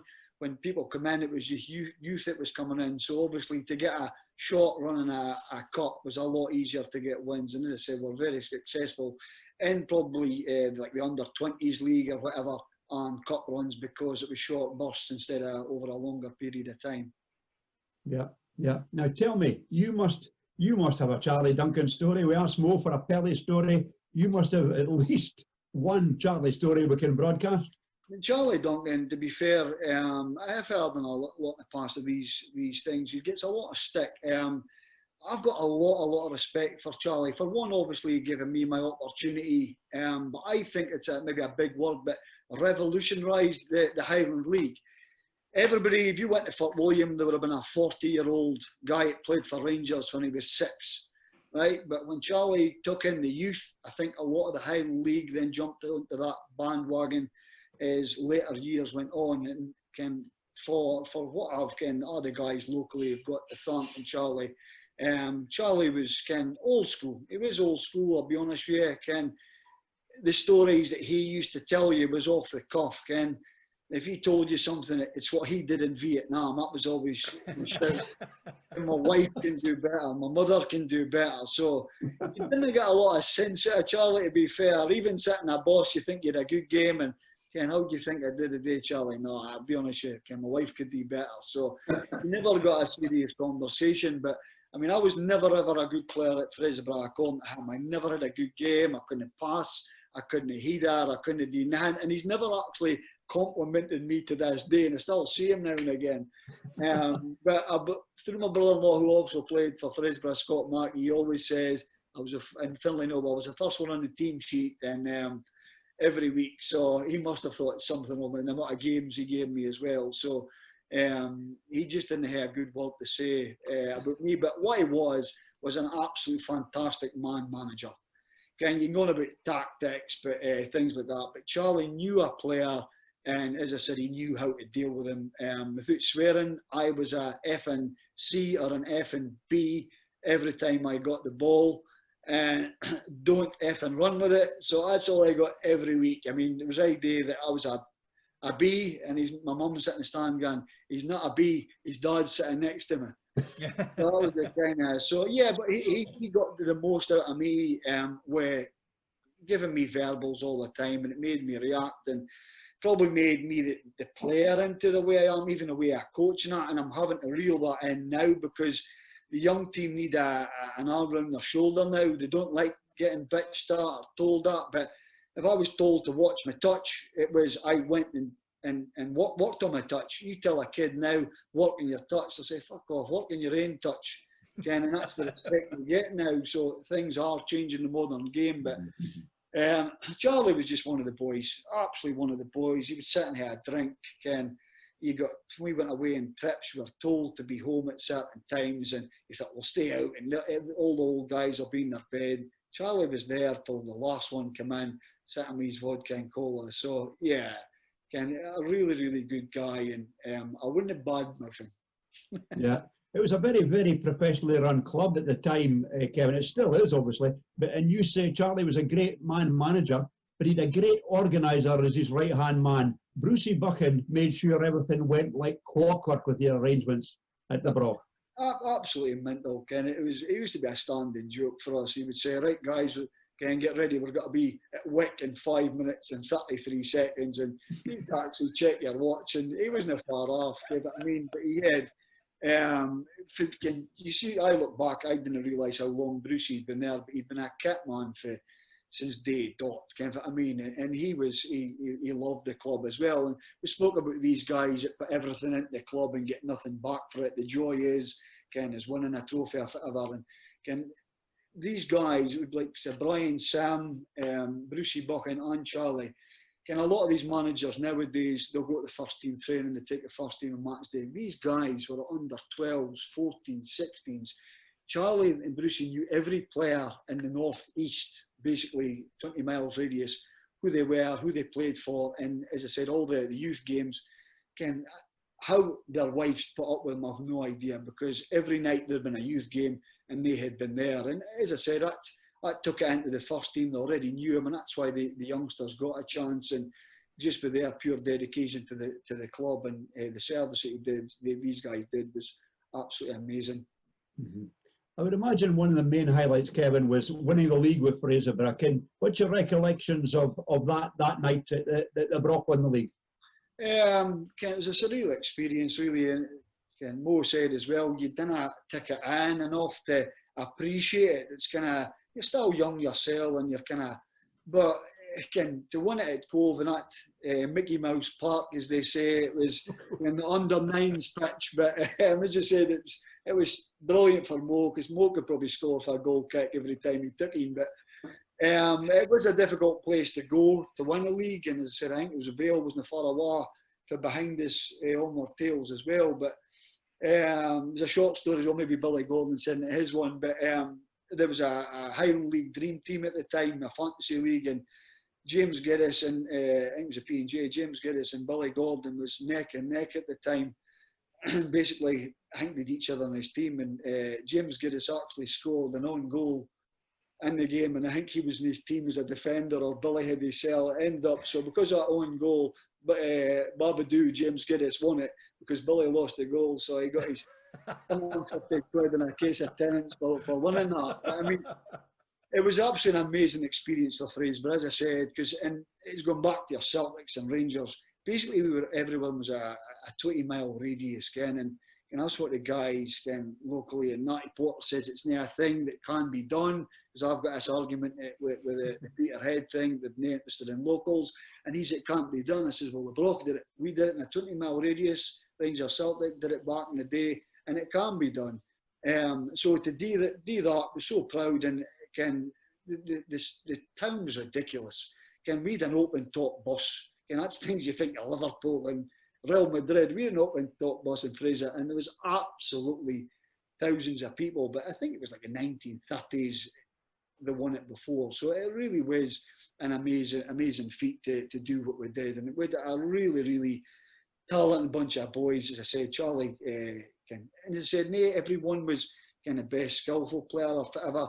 everybody did a job in their different areas, and that's why we won it. Just absolutely class, absolutely brilliant, and became a family. Loved all these guys, and went on for as long as I said I could. Ken, it's sad. I've actually got a Fraserburgh tattoo on my leg. That's how much it became my family. I looked now and what did I do? But hey, that was my club. After I thought I'd never leave, and that was my club forever. But you take a carry him out in a box before I stopped playing football. Yeah, still love a game. If I remember rightly, one guy did leave, and it cost him dearly, cost him a league medal when Russell McBride went to Elgin City for the season. Correct. Hey, he stepped up a level, Ken. I think he tried to do it a few years before, but I think Charlie wanted him to do it. Didn't think he was ready at the time. Mo will tell you, if you're stepping up, but do you really want to be stepping up into a Scottish League team? You're really not doing very well. You are stepping up, but you're really enjoying your football. Ken, it's a really high scenario. But yeah, it was. Russell Style is part of the family. Ken, he did like that 1-2 seasons out, and he's came back. So really disappointed for him. Moby was another that went out, but obviously he went on to success with a lot more other clubs. But obviously unfortunate for Russell, it didn't happen for him, Ken. They're a great club with a great tradition, and you know, at Belsley now they've got the Jim Adams stand, they've got the Brucey Buchan Hospitality Lounge.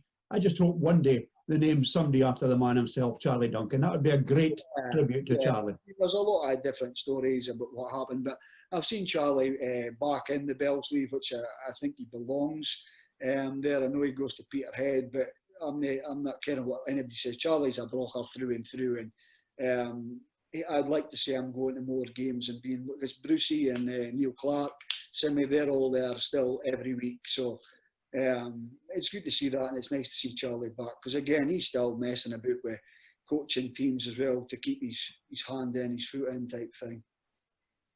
Thanks for that, Kevin. For the moment, we'll leave it there. Thanks, Kev. Always. Before I go to you, Morag, I just want to say to Kevin, an estate car convertible does not constitute an open-top bus. Okay? Morag, you've served your time in juvenile football, and you start moving up the ranks. Was North Junior football ready for Morag Pirie, as opposed to was Morag Pirie ready for North Junior football? I'm not too sure it was ready, but it certainly had to get ready. Yeah, I think it was a bit of a culture shock for a lot of people, and strange that there's a lady on the pitch. What did they do? How did they deal with it? Changing rooms is a big issue for some of the clubs. You've got, for example, Buckenhaven, who have, at the time, had 2 entrances to get into the changing rooms, the home team or the away team. The referee's room was in the shower room. You had to go through the showers to get to the referee's room. So if you went there, you had to decide which team had you upset the least and which way to get to the referee's room, because you didn't want to go through the team that you just really upset, because you've got no chance of getting through their changing room. And then once you get in there, you've got to stay there because all the guys are having a shower. So I've got no chance of getting out of that changing room until everybody's finished their shower. So, you know, some of those things was a bit tricky. And you've also got, I guess, the management of players, of coaches, going into dressing rooms and dealing with players. I'm not sure if they were ready, but they adapted well. And I think, you know, I was there for a good 10 years in juniors, and I think eventually they warmed to me. But I think it took a wee while for some of the characters to accept that there was a female on the pitch. Of course, there was a lot of pioneering lady referees in Aberdeen that went before you, but no one had actually progressed to junior refereeing. There was a few, I'll call them lineswomen in the day, but you were the first to actually take charge. Can you remember your first ever junior game? My first ever junior game, I think, was out in Bankery. I got sent to, and in those days when Jack Whitehead was the league secretary, you only ever got second division games to start with, and every second week you were on the line because there was so many of us, and you were sent out there on your own. I had a Grill Cup game, and yeah, it was an experience. And I remember the first 10-15 minutes we started the game, and I'm like, oh my God, how fast is this game? Am I going to manage it? Am I going to keep up? Because it was such a different pace. Because I'd done maybe 3 or 4 months in amateurs, before stepping up to juniors. I'd done juveniles for 4 years, done 3 or 4 months in amateurs, and then gone to juniors. And the pace was so different, the touch was different, the shouting was different. It was more, they had discipline, a bit more discipline than your amateur game, and they didn't shout at you quite as much, and it was really good. It was certainly, I remember coming off in the first half thinking, oh my God, am I going to manage the second half, because it was such a different pace of game, but thoroughly enjoyed it at the same time. It was just so different, and just a little step up and a bit harder, not out your reach, but that little bit harder. You had to work harder and concentrate that bit more. Yeah, I think a lot of people didn't realise that as you step up through the ranks, the pace changes, and the degree of accuracy of passing helps. But the pace certainly helps. And sometimes people have got absolutely, people stand the touch and have no idea how fast the game is going. Not necessarily a junior game, but I remember Elgin City played a friendly against St Johnstone, and for some reason, I don't know how it happened, but I got appointed to referee the game in a friendly. But so did. There was a junior referee in Elgin at the time called Paul Warmington, and he got appointed to referee the game, which quite obviously was an error, because obviously it was a higher ranking game in that respect. But by this time I was a wee bit more experienced, and I said, Paul, you do the game. You'll possibly, because Paul was much older than me, he was never going to get the opportunity to referee Elgin and St Johnstone again. And I just remember seeing him after 20 minutes. I said, I'll be fourth official in case there's anything goes wrong. And after 20 minutes, he's running past and looking at me as if to say, what have you done? He just got obviously totally shocked at how fast the game was going. And that can be said the same, stepping up from juvenile to juniors. I know the answer to this, but I'm going to see if you can remember. Did you ever receive any unexpected welcomes at junior grounds? Yes, there was one particular match, of which you might remember. I was appointed to a game up at Dufton, and I drove my car fine, got to Dufton, a lovely sunny day, it was really nice, and I got to the ground and I was welcomed to the ground. Oh, hi, where's the referee's room? Oh, it's over here. This is the first time I'd ever been at Dufton, and I went into the referee's room, and sitting in the referee's room on a table was a flowers and a ladies' magazine. So something to keep me busy when I got there, while I was waiting, and a lovely bunch of some flowers, because I was a lady and I thought it would be really nice, and it was a really touching thought to get that. That has to go down. That has to lie at the feet of the legendary Dode Reid from Keith. You'll maybe remember Dode Reid. Dave, Mo, is that a name you can? Right, yes. Yes. Willie Duncan was involved with the club at the time, and I remember you telling me this story, and I thought just typical kind of welcome that these guys would give a new referee and a female referee. How did you find the player attitudes, Morag? Because obviously, at the risk of getting lots of hate mail, it was very much a man's game. And suddenly, somebody from the fairer sex, how dare they, get involved in this private sort of entity, as it were, and you were sort of basically knocking down all the barriers. Did you find that there was maybe a dismissive attitude, that you wouldn't be here for long, or that was an effort, or was it just a mixture? I think in general, when I first got to the juniors, I think they were like, oh, what's this? Right, let's see what's going to happen. And I think a lot of the attitudes were that I didn't know what I was doing and why was I there. But I think that once you were on the pitch, you had to prove what you were doing, and that you knew what you were doing. Like it is with a lot of the players, that certainly when you get to Highland League and the junior football as well, the players haven't seen a female. They're like, what are you doing on here? Why are you here? They've come here on a Saturday to get away from their wife, and I've come there and another female is standing there telling them what to do. And I think it is hard. And I think it takes a lot of guts for me to stay there and to stand up to all these guys that are shouting at you and screaming at you. and I think it was hard for a lot of the guys to be told, you know, I'm giving a free kick against you, no, you can't do this, you know, and trying to rule the game. And they're like, who are you? Why are you trying to tell me what to do? And I think you just got to stand your ground and stand up to them. And like the scenario it was said earlier about people looming over you, a lot of people did that to me to try and intimidate me, to say, who are you? You know, I'll do what I want. Or you had players who would completely ignore you. So you had to either book them for dissent or stand your ground and give the free kick or shout back at them, stand up as much as you could, because they were trying to test you and see how far they would get and see what kind of tackles they could put in, see what they could say that would test you. Whereas if you had done the game, Martin, you wouldn't have got half of that, the hassle that I did. Oh, do you believe it? But in theory, you're a guy, so it's accepted that you know what you're doing. It's not accepted that I know what I'm doing because I'm female. You don't know how to play football. You can't do this. How do you know what a free kick is? So that is harder.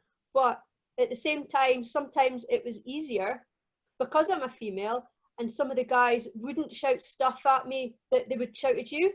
You know, they would feel that they can't, well, a lot of them did, but they would say that they couldn't swear at me or they couldn't swear the same at me. Yeah, well, that's what I was going to ask. Did they curb their language? Because I think there's a fallacy in football that, you know, foul and abusive language, it's a red card, off you go. But in the real world, it's an industrial floor.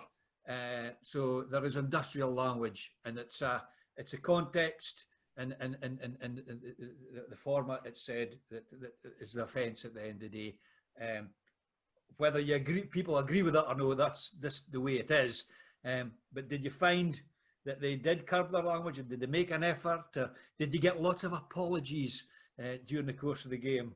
I don't remember getting a huge amount of apologies. No, that doesn't rarely happen. Occasionally you might get the odd one, but I mean occasionally. But I think that people do tone their language down a little bit. But then once they get into the game and they know who you are and you've been there for a wee while, I think that kind of gets relaxed as well a bit more, and you're just a referee. And that in itself would be almost like a backhanded compliment, Morag. Yeah, it is. Or quite often you would get the game, and instead of shouting, oi ref, it would be, hey Morag, come on, Morag, what about this? And other people are like, that's not fair, you know the referee, you're getting favouritism. And I'm like, I'm the only female referee. They know who I am. I know who they are. You know, it's not as if I'm one of 100 guy referees and they don't know who you are. You're just a referee.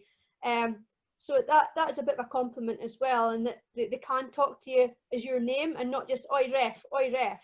And that helps a lot in man management of a game, which I think was a bit of a strength that I had. And I'm happy to talk to players. I'm not just, oh, go away and give you a card and I won't explain it. I will talk to players. So that kind of helps, because a lot of players do shout at you for a lot of things. And as you say, if I just take every time somebody sweared at me as a red card, then I would have nobody on the pitch. You've got to take it as industrial languages. This is how they would speak normally. There are some people who I've spoken to before, whether it's managers. I've had a couple of managers that you shout at them and say, look, you can't swear, you can't scream and F in this and B in that and whatever. Oh, but that's just a way of talking normally. I says, well, there's a little kids over there. You can't do that. All right, I'm really sorry. And then they come off the pitch and like, oh, I don't realise that I do it. They're just an autopilot. They're on a football pitch. It's as quick as bless me. Yep. Yeah, and they just do it. And you just got to, let it go over you, because you can't. I know it's not a good thing that there's a lot of swearing, but a lot of it is just part of the game, and people are doing it. So you can't really take it to heart. But I think some of the language does get toned down. I was once going off target a little bit. I was at a SPL, Highland League 21s game, and I was on the line years ago, and I was up at Peterhead were playing, and I was with Bucky, and there was one of the physio at Bucky was talking to me and says, can we have you every week? And I'm like, why? He says, because he's not shouting the same as he normally shouts. You've made him behave himself. They're not shouting the same. I'm like, well, it's just me. But because it was me, they wouldn't shout the same as they would shout at that other referee. And that made them think a little bit more about what they were doing, which I think is a good thing.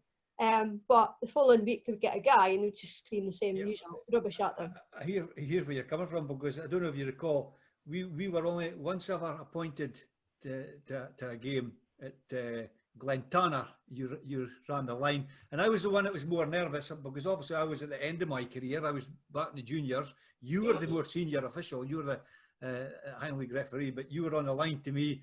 As often happens, Highland League referees in Aberdeen make themselves available to run lines in the juniors at that time, so that all games are covered. And there was an incident after the game where a match official had shouted abuse at I don't know if it was you or the other assistant. I think it was the other assistant. And so it was subject to a report. So I can only put this down to the fact that it was because you were there, because this had never ever happened to me before, where obviously we get them calmed down and we say to them, right, you're going to come into the dressing room. I'm going to speak to you what's happening, and Morag here will take notes. And so if you have anything to say, it will be noted. And the guy confessed. The guy just rolled over straight away, confessed all, done and dusted in 2 seconds. No word of the sentence, straight back out of the dressing room. And I think I said to you at the time, if I'd been here on my own, there was no way that would have happened. But your actual presence was enough for the guy to say, well, you know what? There's no point in arguing. I'll just have to come clean. He's not going to win an argument against a woman, so there's no point. Any other memorable incidents in the juniors, Morag?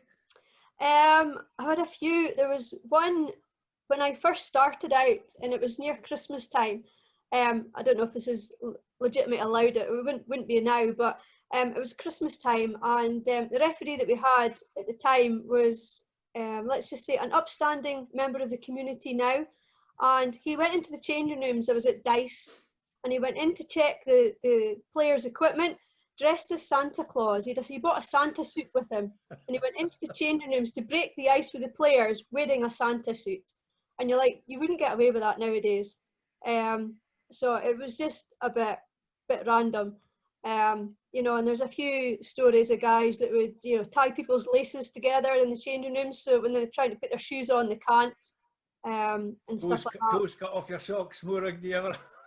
Yes, I do know another, a younger referee than myself who was, not say targeted, but he seemed to be the butt of a few jokes as they went along. And he was in a game with a more senior official who, our loving Brian Christie, who's no longer here. I could say his name because he's not here. And he loved a joke.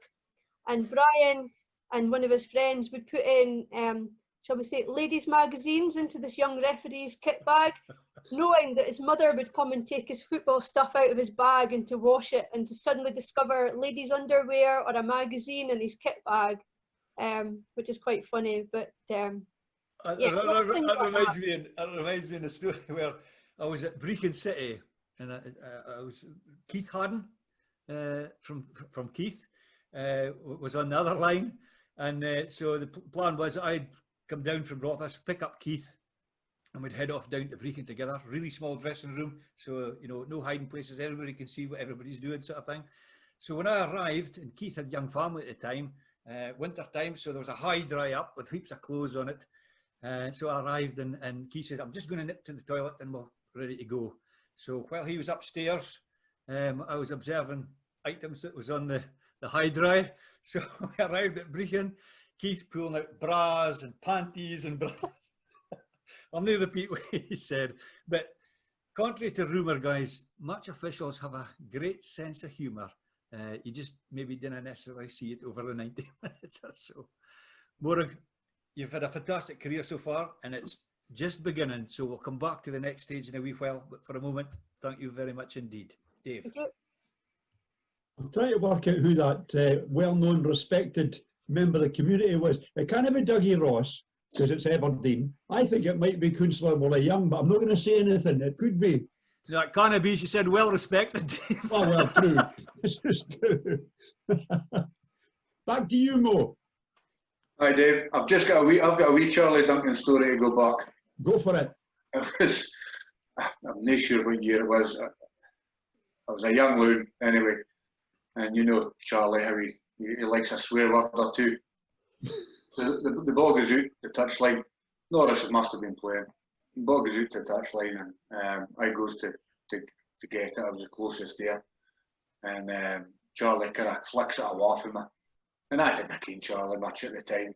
I just kind of looked at him and says, "Yeah, again, you little," you know. And he says, "Listen, you lanky streak of pitch. You ever speak to me like that again, I'll pull your tonsils through your arse." I'll never ever forget that. Wonderful, wonderful. I can imagine him saying that, Mo. Well, I had to put the swear words into for effect, to be honest. Good stuff. So I'm taking you back to season 2009, 2010. You land up at Harlaw Park.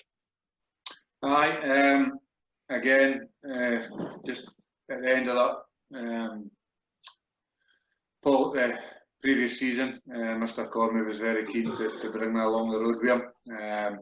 And as we touched upon previously, I wasn't really enjoying it. Once he left Huntly, I got on really well with Dave. I don't know if it was his sort of management style or his character.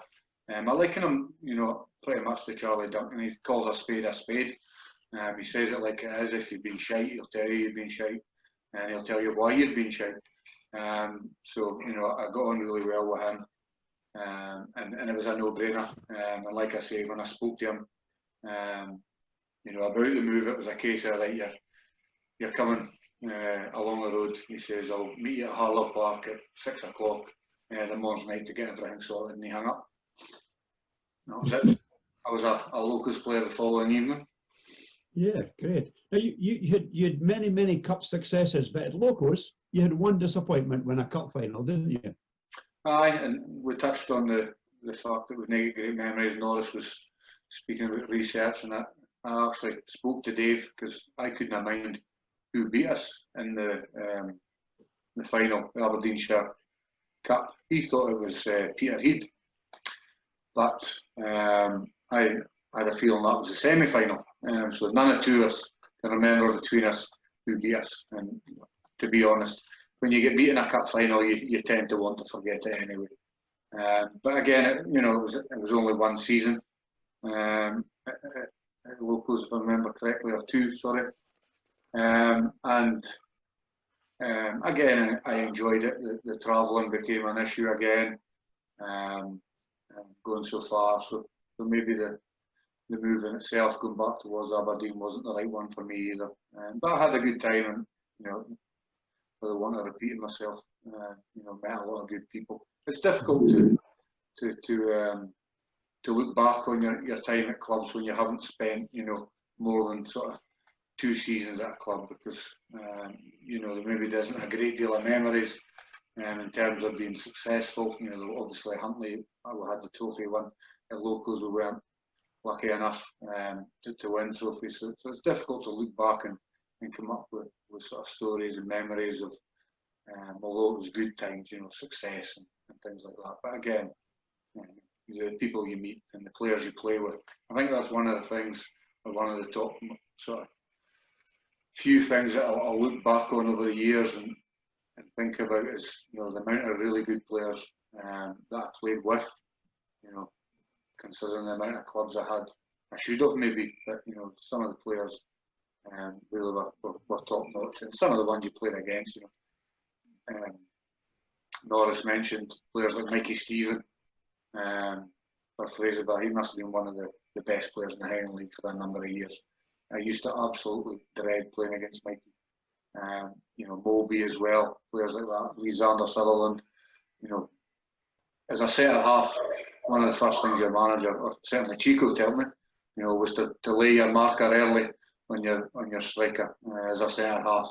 But Mikey Stephen, Moby, you know, people like Xander, they would bounce back up and want you to do it again. So you know, you had to find other ways of getting the better of them. But yeah, the quality of player that I played alongside, Russell Gould always sticks out. You know, when people ask you for,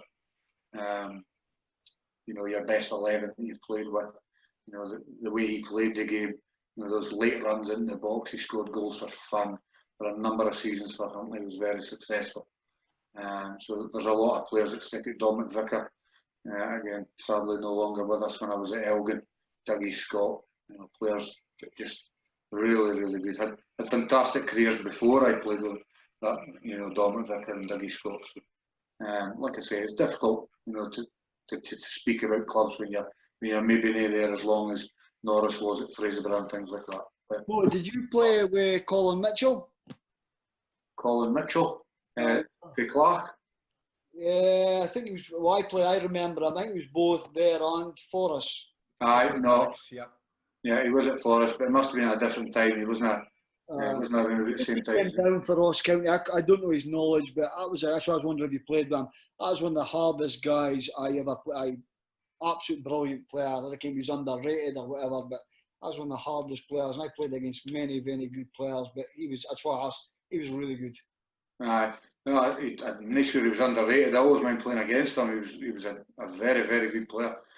He would have been in the Clark team that won the league. Okay. I would have thought Dave might be able to help me out there. I think he was. And I think he was at, if I remember rightly, was he new at Cali and Thistle as well, Colin Mitchell? He'd a glittering Highland League career, a really clever player.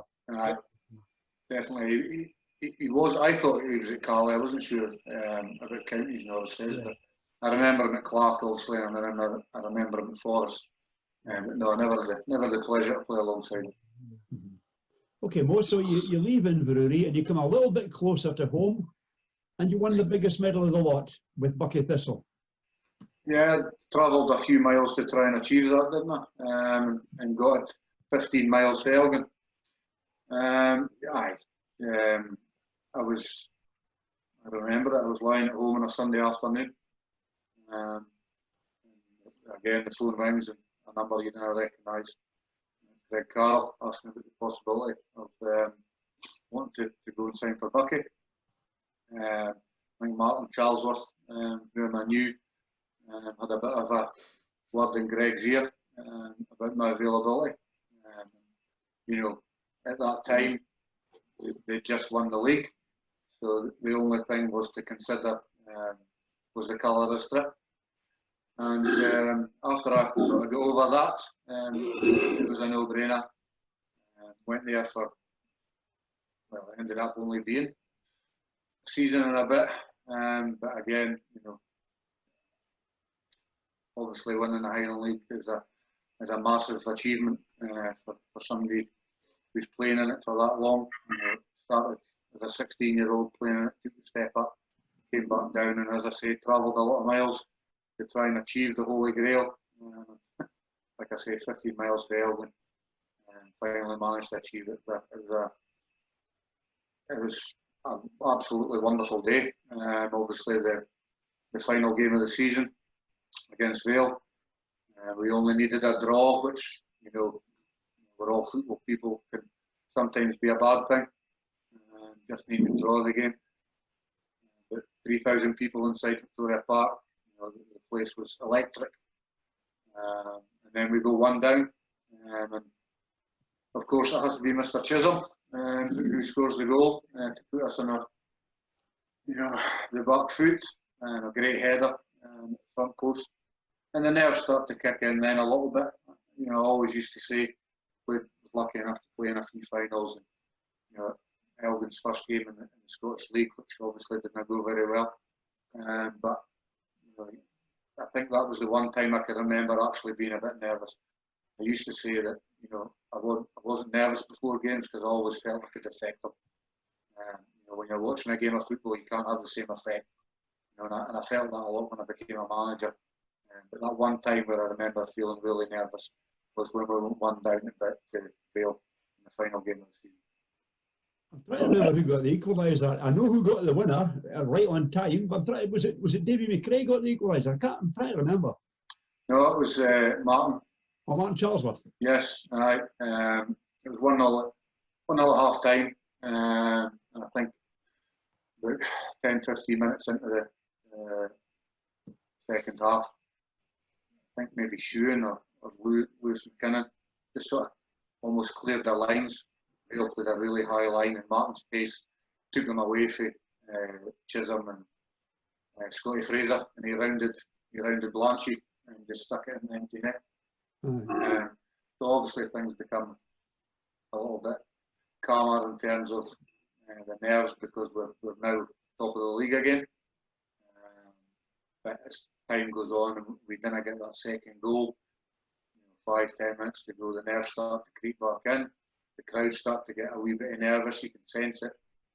Greg's made a few changes to try and shore things up. Spider, I think, came on for the last sort of 10-15 minutes. I think Moby came off the bench to freshen things up and be a menace. And obviously, Andy Lowe comes off the bench late on as well. And the rest, as I say, is history. It was an amazing free kick, Mo, wasn't it? Right in the top corner. Aye. I mean, I was actually stood next to him before he told me to F off.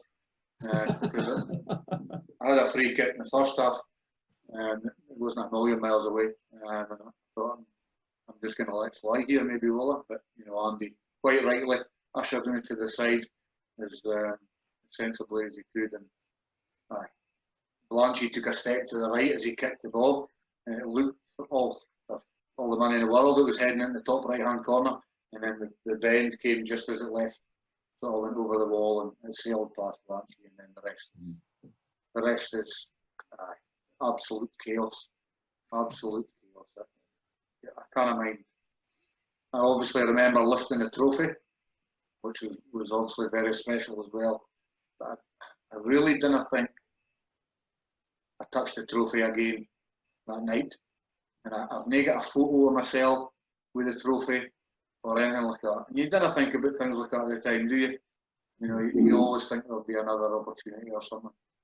But when you look back now, and you know, my mum kept scrap papers like every other mum does for their son when their photograph appears on them or whatever. You know, but the one thing I don't think I've got is a photo of myself with the Highland League trophy after I've lost it. So that's a bit disappointing when you look back, to be honest. But it's the only thing to be disappointed about. I mean, Bucky won the league the year before, for the first time since 1957-58. That was a huge achievement. But I remember Greg Carroll telling me, what an achievement to retain it. It was harder, it was much more difficult, but you and your teammates managed to do it more. Yeah, I'd always say that, you know, the second one, the next one after you do the double, so the second one's the harder one of the two. And Greg was a master at assembling a squad of players that, you know, had real quality, but also had good depth in terms of when it came around Christmas, when it came around March time, the injuries were getting picked up, suspensions were starting to kick in. You know, we had a real good squad at Bucky, and Greg had it the 2 years he won the league there. He freshened it up the year I came in, and the likes of David Angus and a couple of others had left. And he brought in a couple of new faces to freshen things up and keep people on their toes, and it all, you know, paid dividends.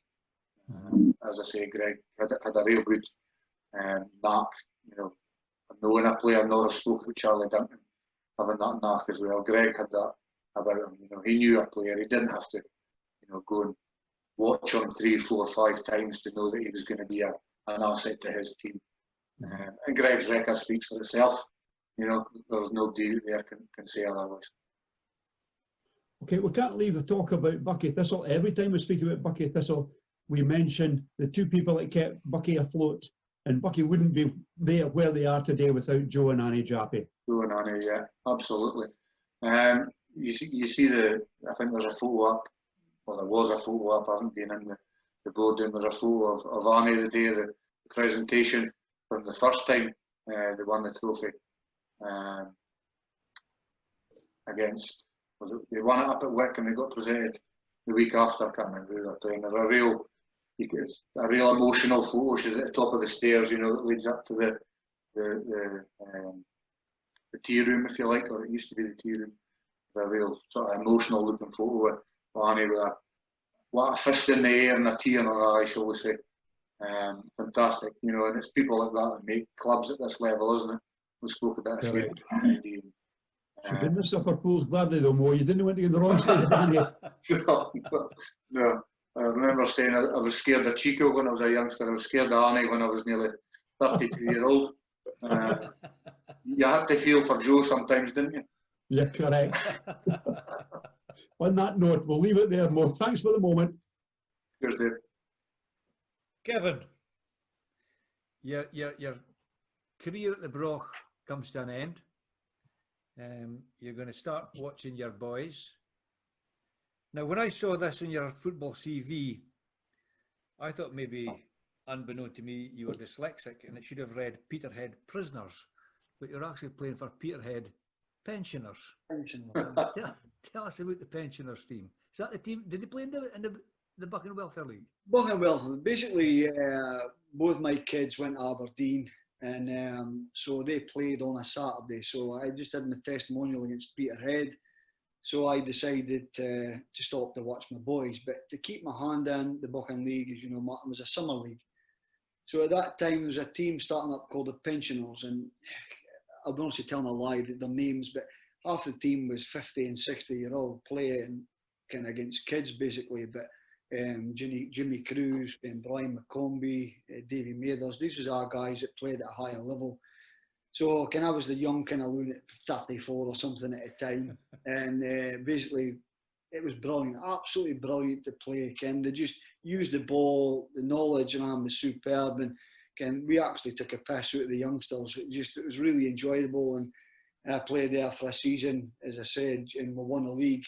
I think I refereed you a couple of times, Kevin. Quite possibly. I got a big shock. I mean, the first time that I went down, playing at that level on my years, and then dropping down to that, and we'll come down at 6:30, if it time's kick off, 7:15, you're going.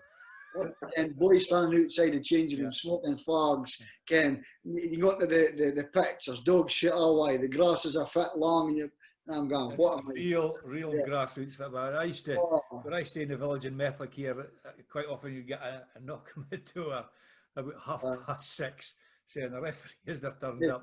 Can you come along? And I said, I'll keep telling you, I've thrown my stuff out, but I would go along, and I definitely refereed you once at Methlick. And you're right, you had a team of seasoned, experienced, professional guys, and made the ball work. And you just, the ball work outplayed the opposition. I'm still trying to learn it to this day. The ball moves faster than the man. I was terrible for running with the ball, and it's true. And the older you get, you try to preach these things that kind of ball does do the work, 2 touch, 1 touch, but no, it's no fun. You're not like Ronaldo or Messi just taking a touch, would you? You're gonna get bummed off of seats then. So we'll touch on in your boys' career later on. Yeah. But obviously the lure of playing, fairly serious football obviously was never far away, and it wasn't long before you were back playing in the junior ranks. Firstly with Mod. Now I've got to say, what a fantastic setup at Mod, and your next club alongside, I have to say. Two fantastic clubs. But tell the viewers, for those, there'll be a lot of people watch this show, probably don't even know where Mod is. I'm not sure yet either. I just I followed a couple of road signs. It's a beautiful pitch surrounded by trees. If you look up the trees, folks, you'll see there's Mitre Fitness scattered around where Kevin was here at some point, I'm sure. But terrific wee setup they've got, have they? Brilliant. I mean, it's like Mo said about local sides and Dufftown and things like that. Again, they're family clubs, they're village clubs. They get a lot of local support, and it really was good. As you said, the tea lady, Abdi Fab did your boots, and it really was a close community club. And there's always that guy behind the scene that but nobody else knows, and that's what keeps the club afloat. Alan Davidson no longer with us alongside. He just put his whole life into it, basically, and the commitment is unbelievable. But the only reason I got back into playing football, my boys were Aberdeen, moved on to the older ages. They went to a Sunday, so that was the only reason. I'd have still been playing for pensioners if it wasn't for them changing days. But yeah, managers like Chris Hunter, he had stepped down at a very, very young age. Don't ask me why, but he had the passion for coaching, obviously still yet. But he stepped back. We won the league, and he stepped back and got about 28-year-old into management, and he started at Mod, his career that way, and moved up the ladder for there. So it was great. That's who invited me to the juniors to start with, and it went for there. But A bit of credit to Chris as well, because it's fair to say he was fairly instrumental in overseeing some of the changes at Mod. yeah, You know, the facilities, etc. He did a sterling job. Because when I first went there was a wooden shed at the car park, which you're kind of feared to lean against in case it fell out. Yeah. He did, as I said, and Chris, every time he's went to a club, he cut the grass, he took the training, he raised it. Some people thought he was too interfering that way, he got involved in too much things, but he did absolutely everything. And yeah, I think they took a year out, built a new changing rooms everywhere, and put Mod in a lot better place, you know. And as I said, it can sadly with junior football, and I didn't kind of go up north, but it's kind of, recently I'm playing an amateur team and we would compete with some of the junior teams now. I just think that the dedication is not there anymore for the so-called local junior teams. I just think it's, and that's league I'm playing in now, people would rather play in this amateur league because it's midweek, they get with their pals at the weekend rather than commit of any sort to the junior leagues. And it's Buckinghamhaven Hearts and even got to just change their manager style. Can I get managers? Can I get players? Because people would rather play in this amateur league, and that saddens me because I was always taught play as high as you can for as long as you can. But so that's a frustrating thing locally. I think the Highland League, you maybe disagree with me here, but they pay. There's still money in the Highland League, and even though it's small money, even the juniors used to pay £100, £200. See, an apprentice, they would gain for that £200, and that gave you the 2 nights training. They committed on a Saturday. No, there's no money in junior football, apart from maybe cooters, banks a day. So there's no dedication. People would rather go play golf, go with their wives on a Saturday, and the commitment. And I think that's the level of the junior footballers went down. And as I said, with the Highland League, it commands that bit more respect. If you get a five up yourself, let's say, then you will go to 2 nights training, and that's why it keeps the standard it's in my opinion. Absolutely. And as I say, Longside, terrific setup. Possibly could be playing at a higher level, you know, given the facilities they've got. You know, they've got a huge expanse of land. They are a fantastic social club, run by the Pirie family, I believe. Yeah, would be right. I mean, even the year that they won the league 2 years in a row, and for obviously a local country team to win the junior league, again, it was John Hewitt's and Teesdale's. They were all there at some point then, but it was even after them that they went on they won the league. And I would say maybe 4 or 5, maybe 6 of that lads came out of junior winning team and went on to Fraserburgh and had good careers there. But yeah, very, very good clubs, Ken.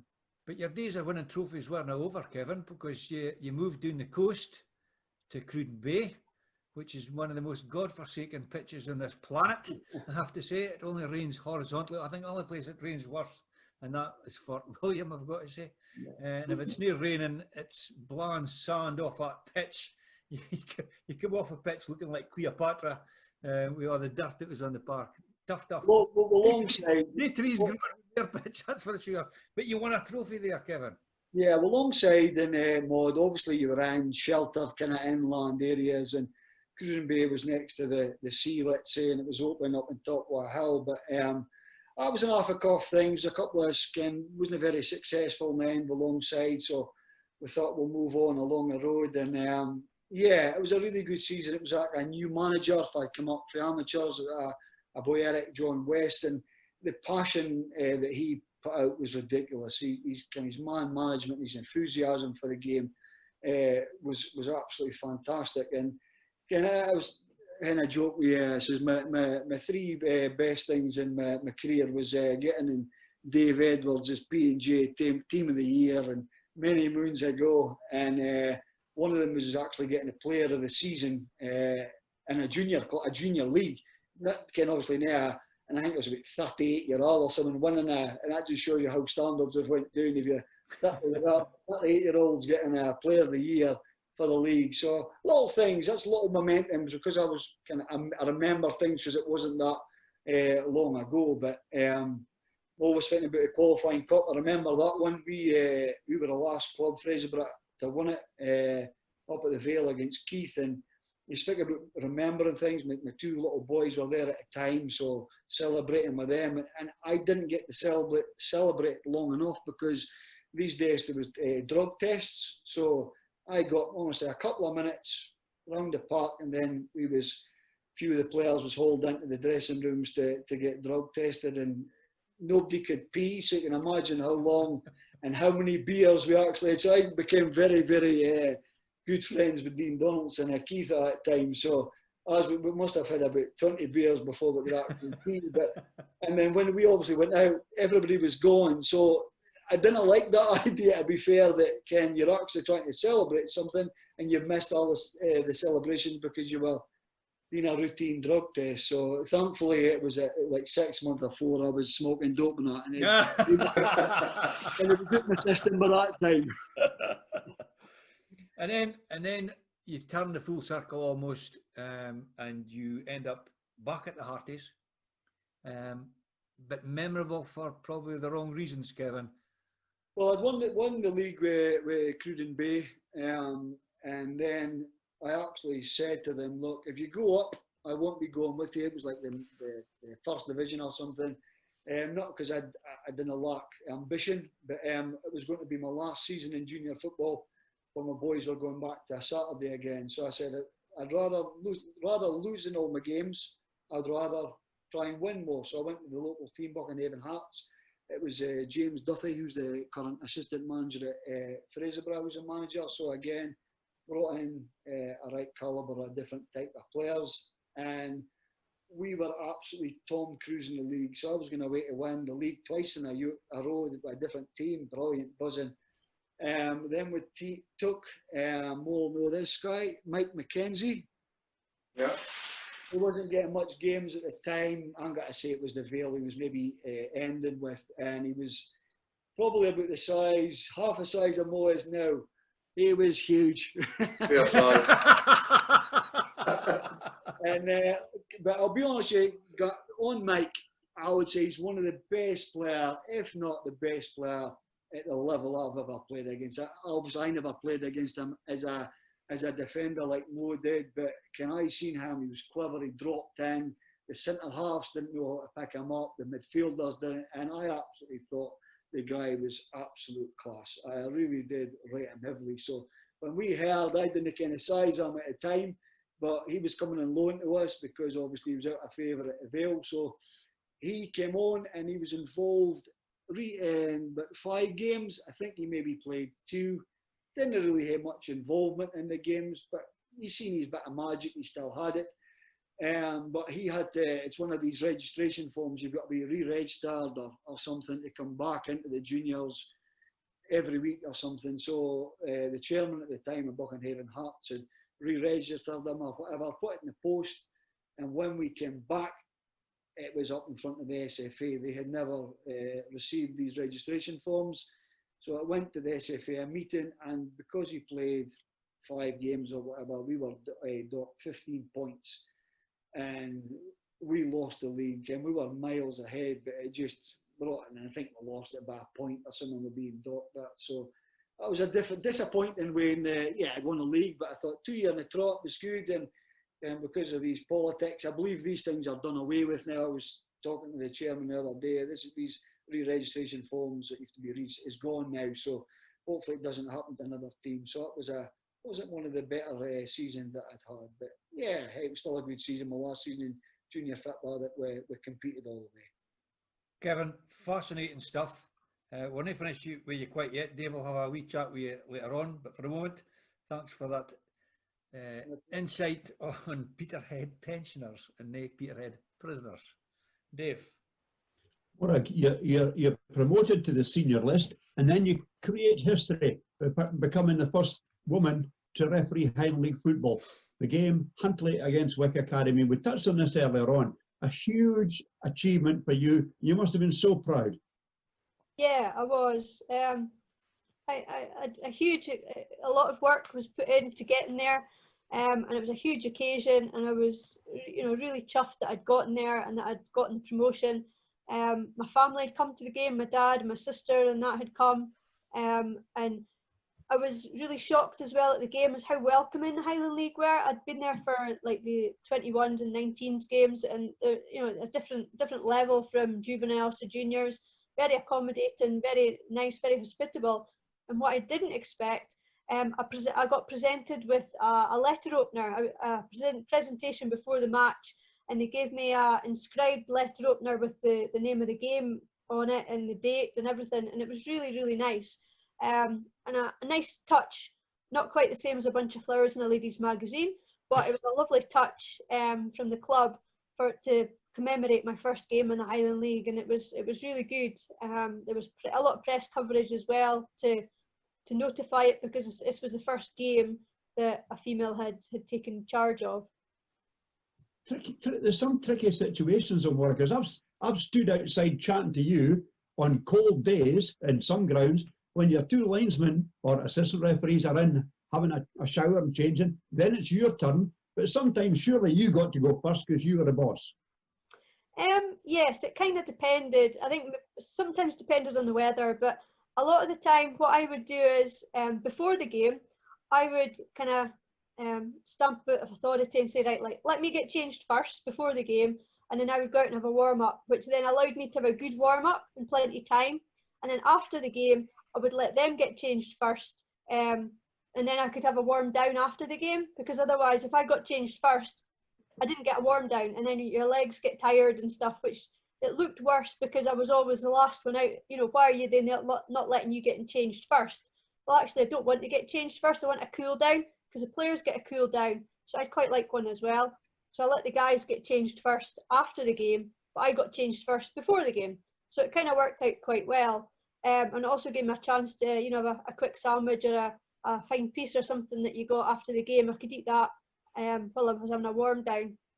You touched upon, you know, the characters in the Highland League, and one thing that maybe the players get, I don't know, but you got an awful lot of good fine pieces from the likes of Annie and Lorna at Lossiemouth. They'd made some cracking home fine pieces that as a referee you couldn't eat before the game. I couldn't really eat at half time because I had to go and referee the second half of the game.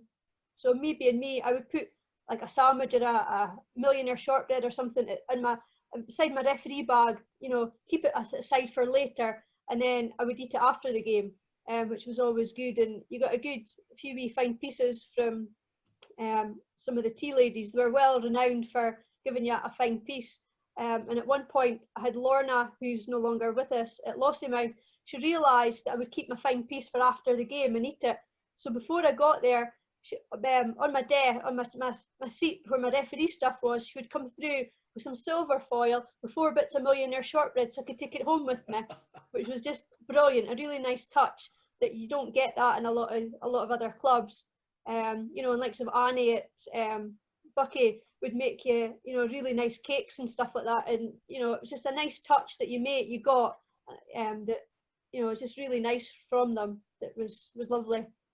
You're dead right. Lorna's millionaire shortbread was absolutely legendary, Morag. Very nice. It was lovely.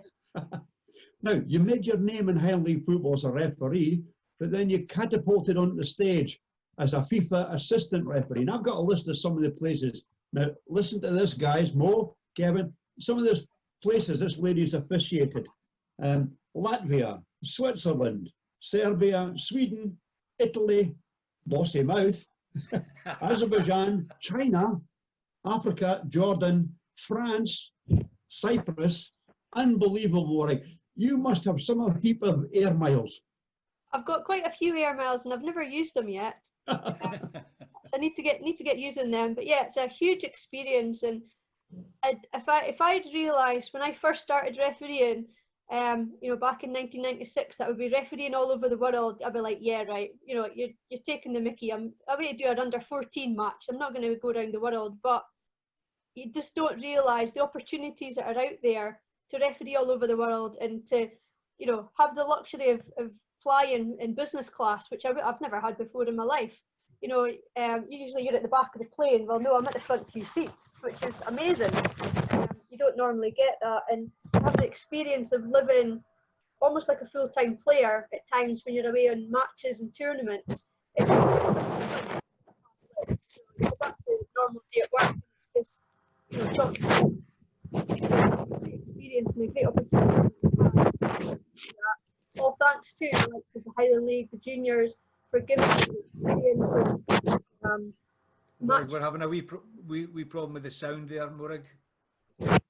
It's been great that all the leagues, the Highland League and the juniors, have given me the experience to do all this, to get promoted into the senior list, which has been amazing, and to go and see places that you would never see in your life.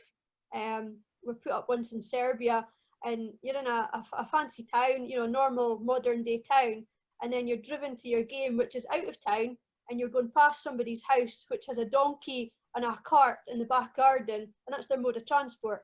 You know, it's so simple. That's where Mo stayed for a while. So you've been to Hatton. Morag, what's the difference between being a referee and being an assistant referee? But we know technically what the differences are. But how do you adapt? It's two very different skills. A referee, you've kind of got to be concentrated for pretty much the whole game as to what's going on. You're in charge of the game. As an assistant referee, it's a very different focus, and it's hard to focus on your offside line, but also what's going on in the actual pitch.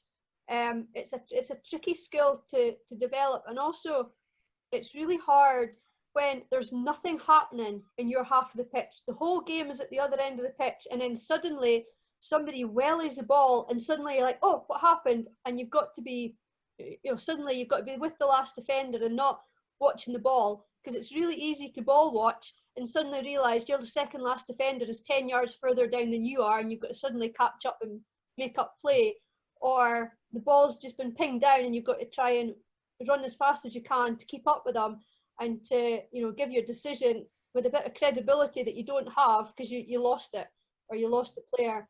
But it is really tricky, but it's different, that you've got to almost keep the concentration going as an assistant when you're not doing anything, which is tricky. But obviously you're just there to assist the referee, you're not there to take charge. But there are times when, as you say, the ball gets wellied out from defence, and suddenly there's you and the second last defender in the penalty box, and the referee's back in the other penalty box, and basically you're in charge of what's going to happen, and you've kind of got to take over, even though the spectators don't necessarily know that you're in charge, because you've got to help the referee out. So it is very different, but it's good working as a team. You back each other up. There's times that you can help the referee with a different angle and a different decision that the referee can't see and the players don't see. Or the player will shout, how can you see that? And I'm really good, I saw that. And they don't know that the assistant's told you, and things like that. It's good to work as a team. But it is very different. And it's very different from this perspective where you've got spectators behind you. The referee's made a decision and there's nothing you can do about it because it's the referee's decision. And all the spectators behind you are giving you pelters because you haven't done anything about it, and you haven't told the referee that he's got it wrong. Like, I can't make a decision. The referee's 3 yards from it. I'm 20. I can't do anything. But as far as they're concerned, you got it wrong because you didn't tell the referee, something happened, or the other corner flag. Why did you not tell him it was a goal kick and he gave a corner? I'm miles away from it. I know it's a corner, but I can't do anything. It's tricky, but it's also good being an assistant, because I know you're concentrating on the pitch, but it's also quite good to get banter from the crowd behind you, because I've had a lot of chatter and talking with the crowd behind me, even though I'm facing front. You can have a good bit of banter and some laughs with the crowd at the side of you, even though you're concentrating on what's going on. It's different. And when you're a referee in the middle, you can't really have the same amount of banter because you've actually got to focus on what's going on. But I remember a game I was up at Locos, and I was refereeing the game, and the ball goes out for throw-in and stuff, and there's somebody from the crowd starts shouting, "Oi, I thought you were coming on a date with me." And I'm like, all right, okay. Like, yeah, next week. So that goes on, and a week or two later, I was back at Locos, and the guy shouts, "Oi, what happened to the date?" And I thought, right, what have I got to say? So I just turned around and says, you didn't turn up.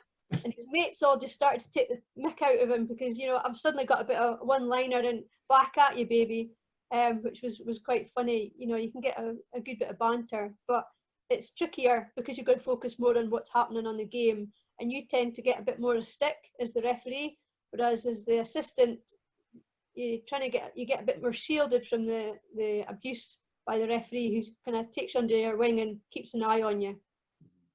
You're now retired from the FIFA list, obviously, Morag, but what's your take on the thorny subject of VAR?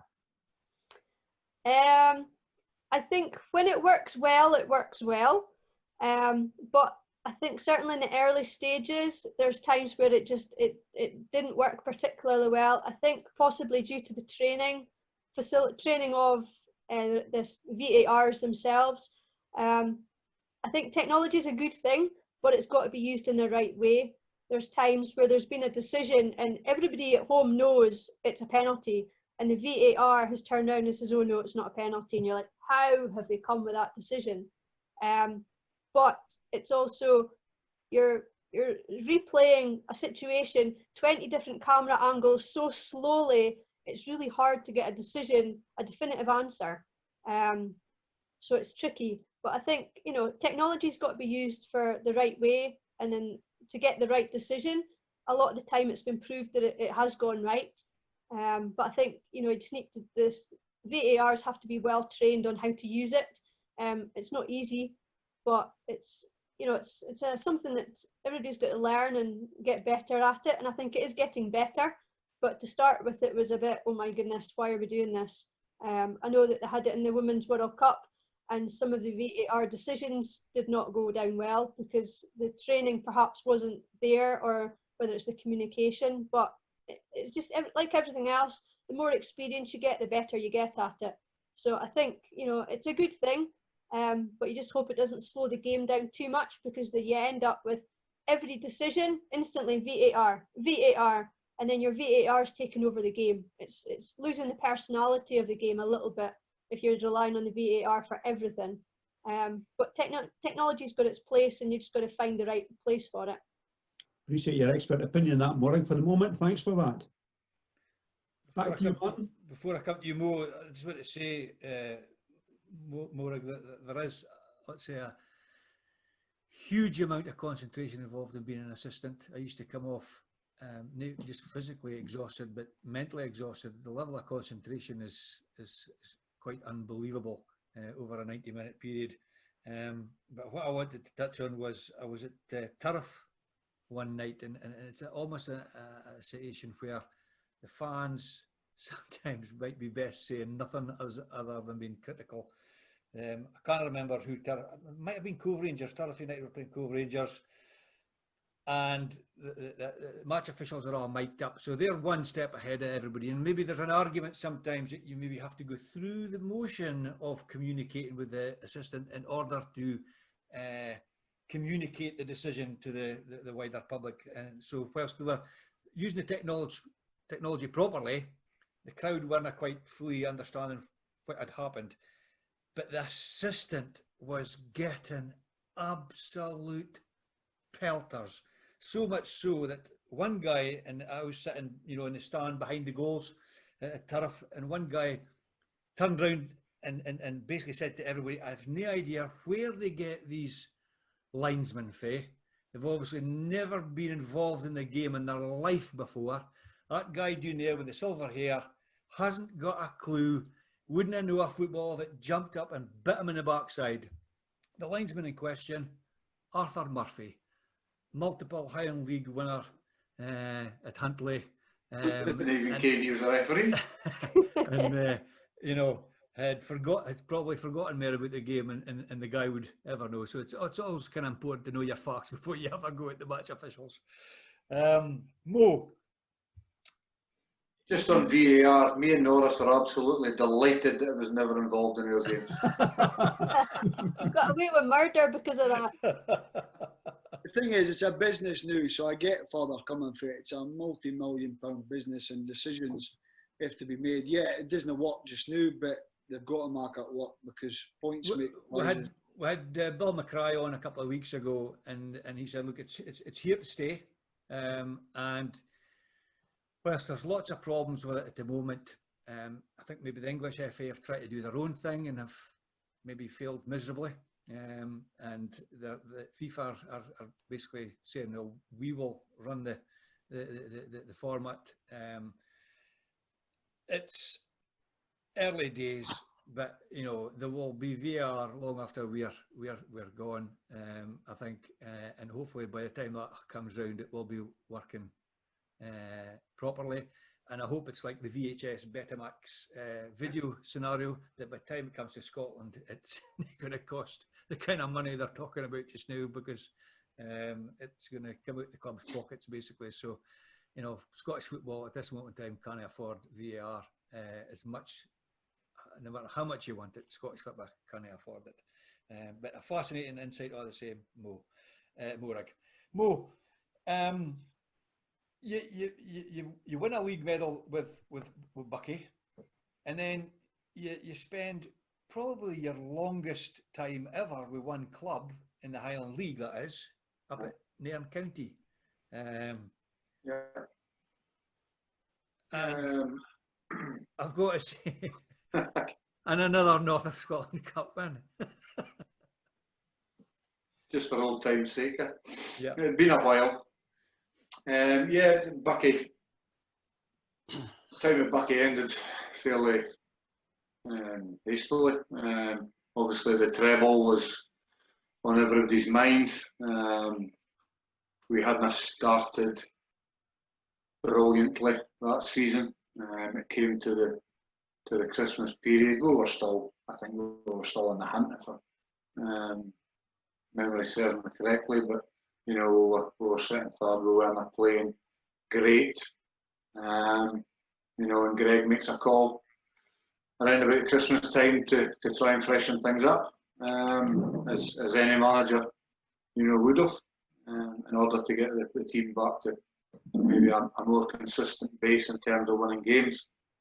And he tells myself and Andy Lowe that we'll be put in a transfer list. So it did come as a big shock. Obviously, being club captain, you don't expect that type of things to happen to you. The season, you know, what, 5 months after winning the league, the second time for the club. He hasn't actually told me if this is true or not, but I think he maybe had heard that Chiz wasn't very happy at Vale, because he then came in and replaced me, and I went along the road to Nairn. Yep. I think I remember at the time, and correct me if I'm wrong here, but was there it might have even been Dave that wrote the headline, but it was something along the lines that Mo Morrison mystified as to why he was listed by Bucky Thistle. Oh, I can't mind the headline, but yes, I probably was mystified.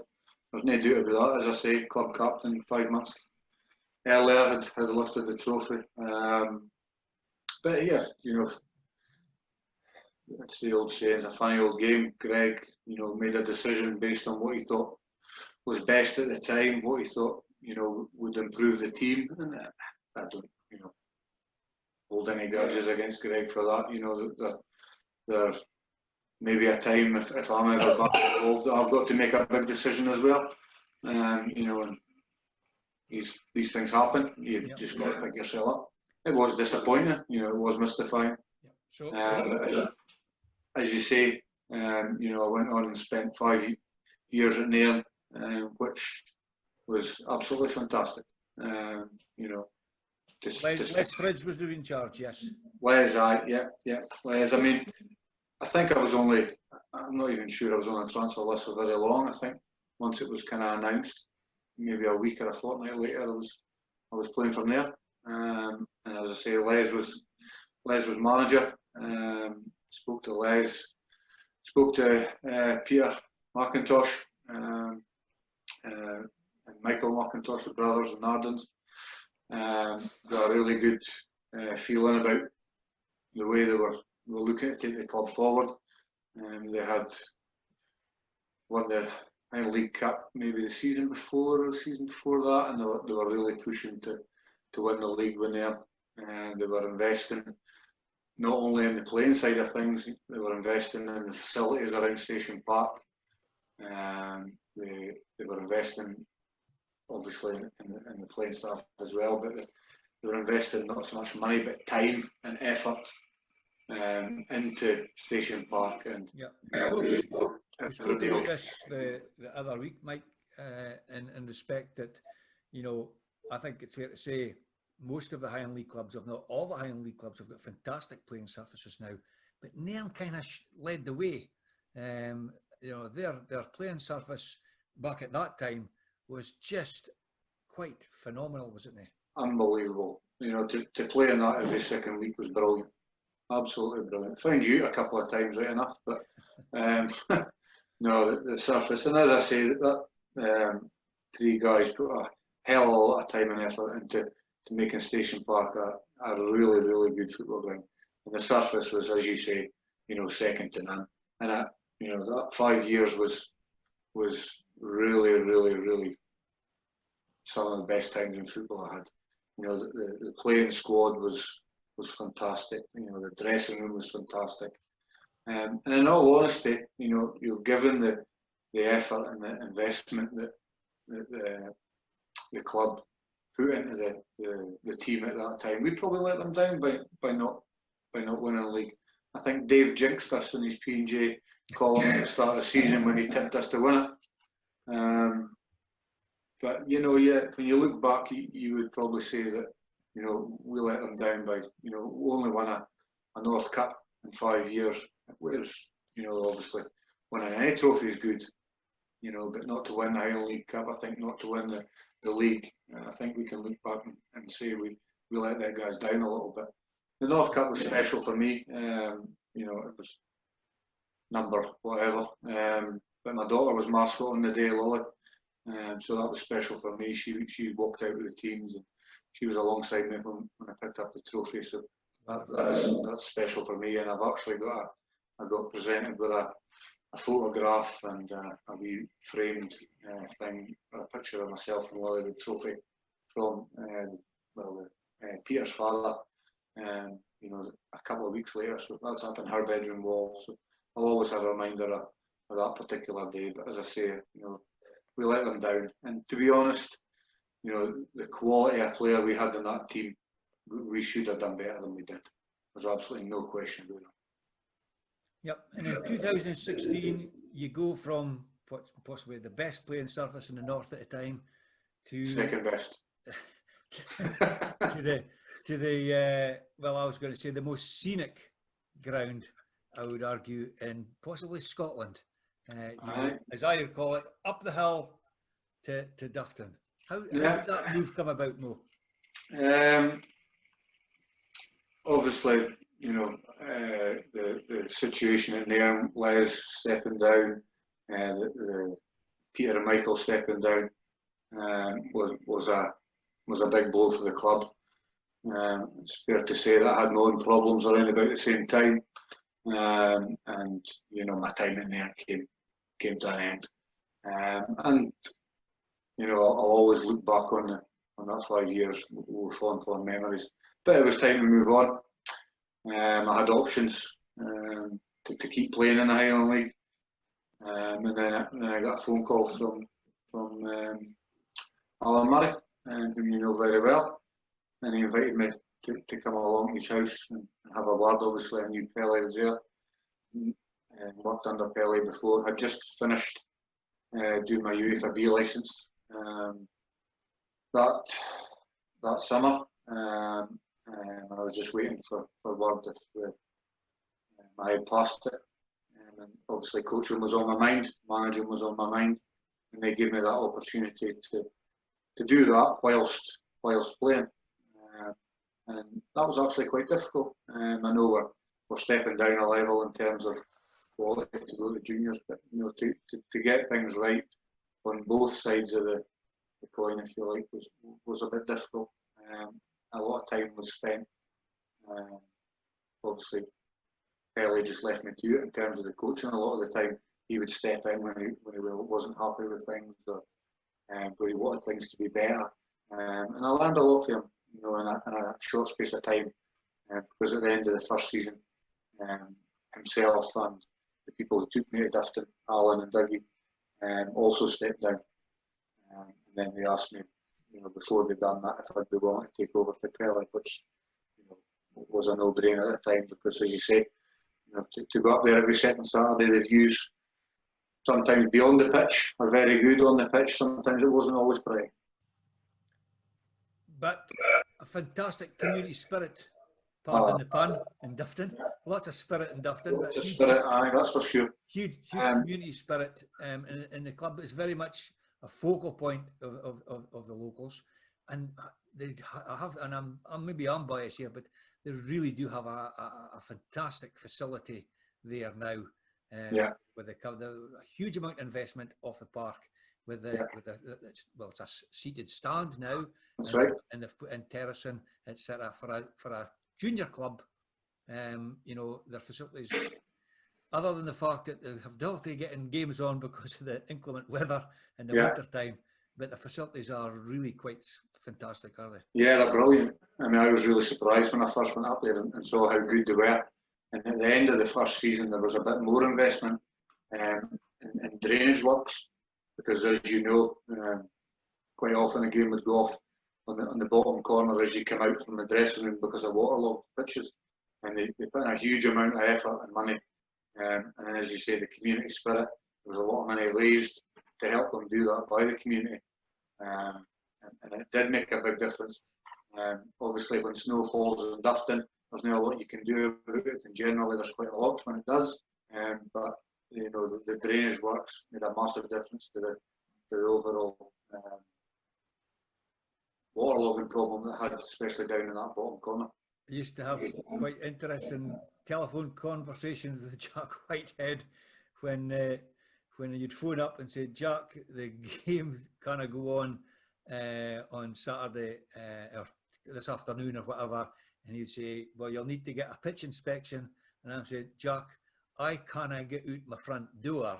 I can see where roughly the football ground is, but if you can find somebody that's going to be able to come for Keith or Huntley or Elgin to do a pitch inspection, then he's a better man than me. Take it from me, the game's off. And eventually the message got home, and we were kind of almost given special, no dispensation, but accepted the fact that when we said the game was off, the game was off. Because Dufton, no different from any other Highland League club, and a lot of junior clubs, but especially Highland League, because of the hospitality and the facilities and sponsorships, it's all in place. It was a huge financial burden to Dufton when games were off, because and that was obviously part of the reason for the investment in the facilities and the drainage works and things like that. There's a lot of good people who sponsor the club, and there's a lot of good people who put their own time and effort into it for little reward.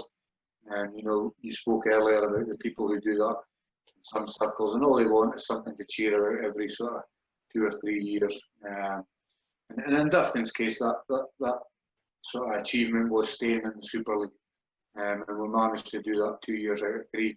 Unfortunately, just before I stepped down, we went to the last game of the season, and we couldn't quite just pull it off. And unfortunately, we slipped back down into the first division. But the time and effort that goes into particularly small junior clubs, Norris spoke about the village clubs and about him that he's played for and things.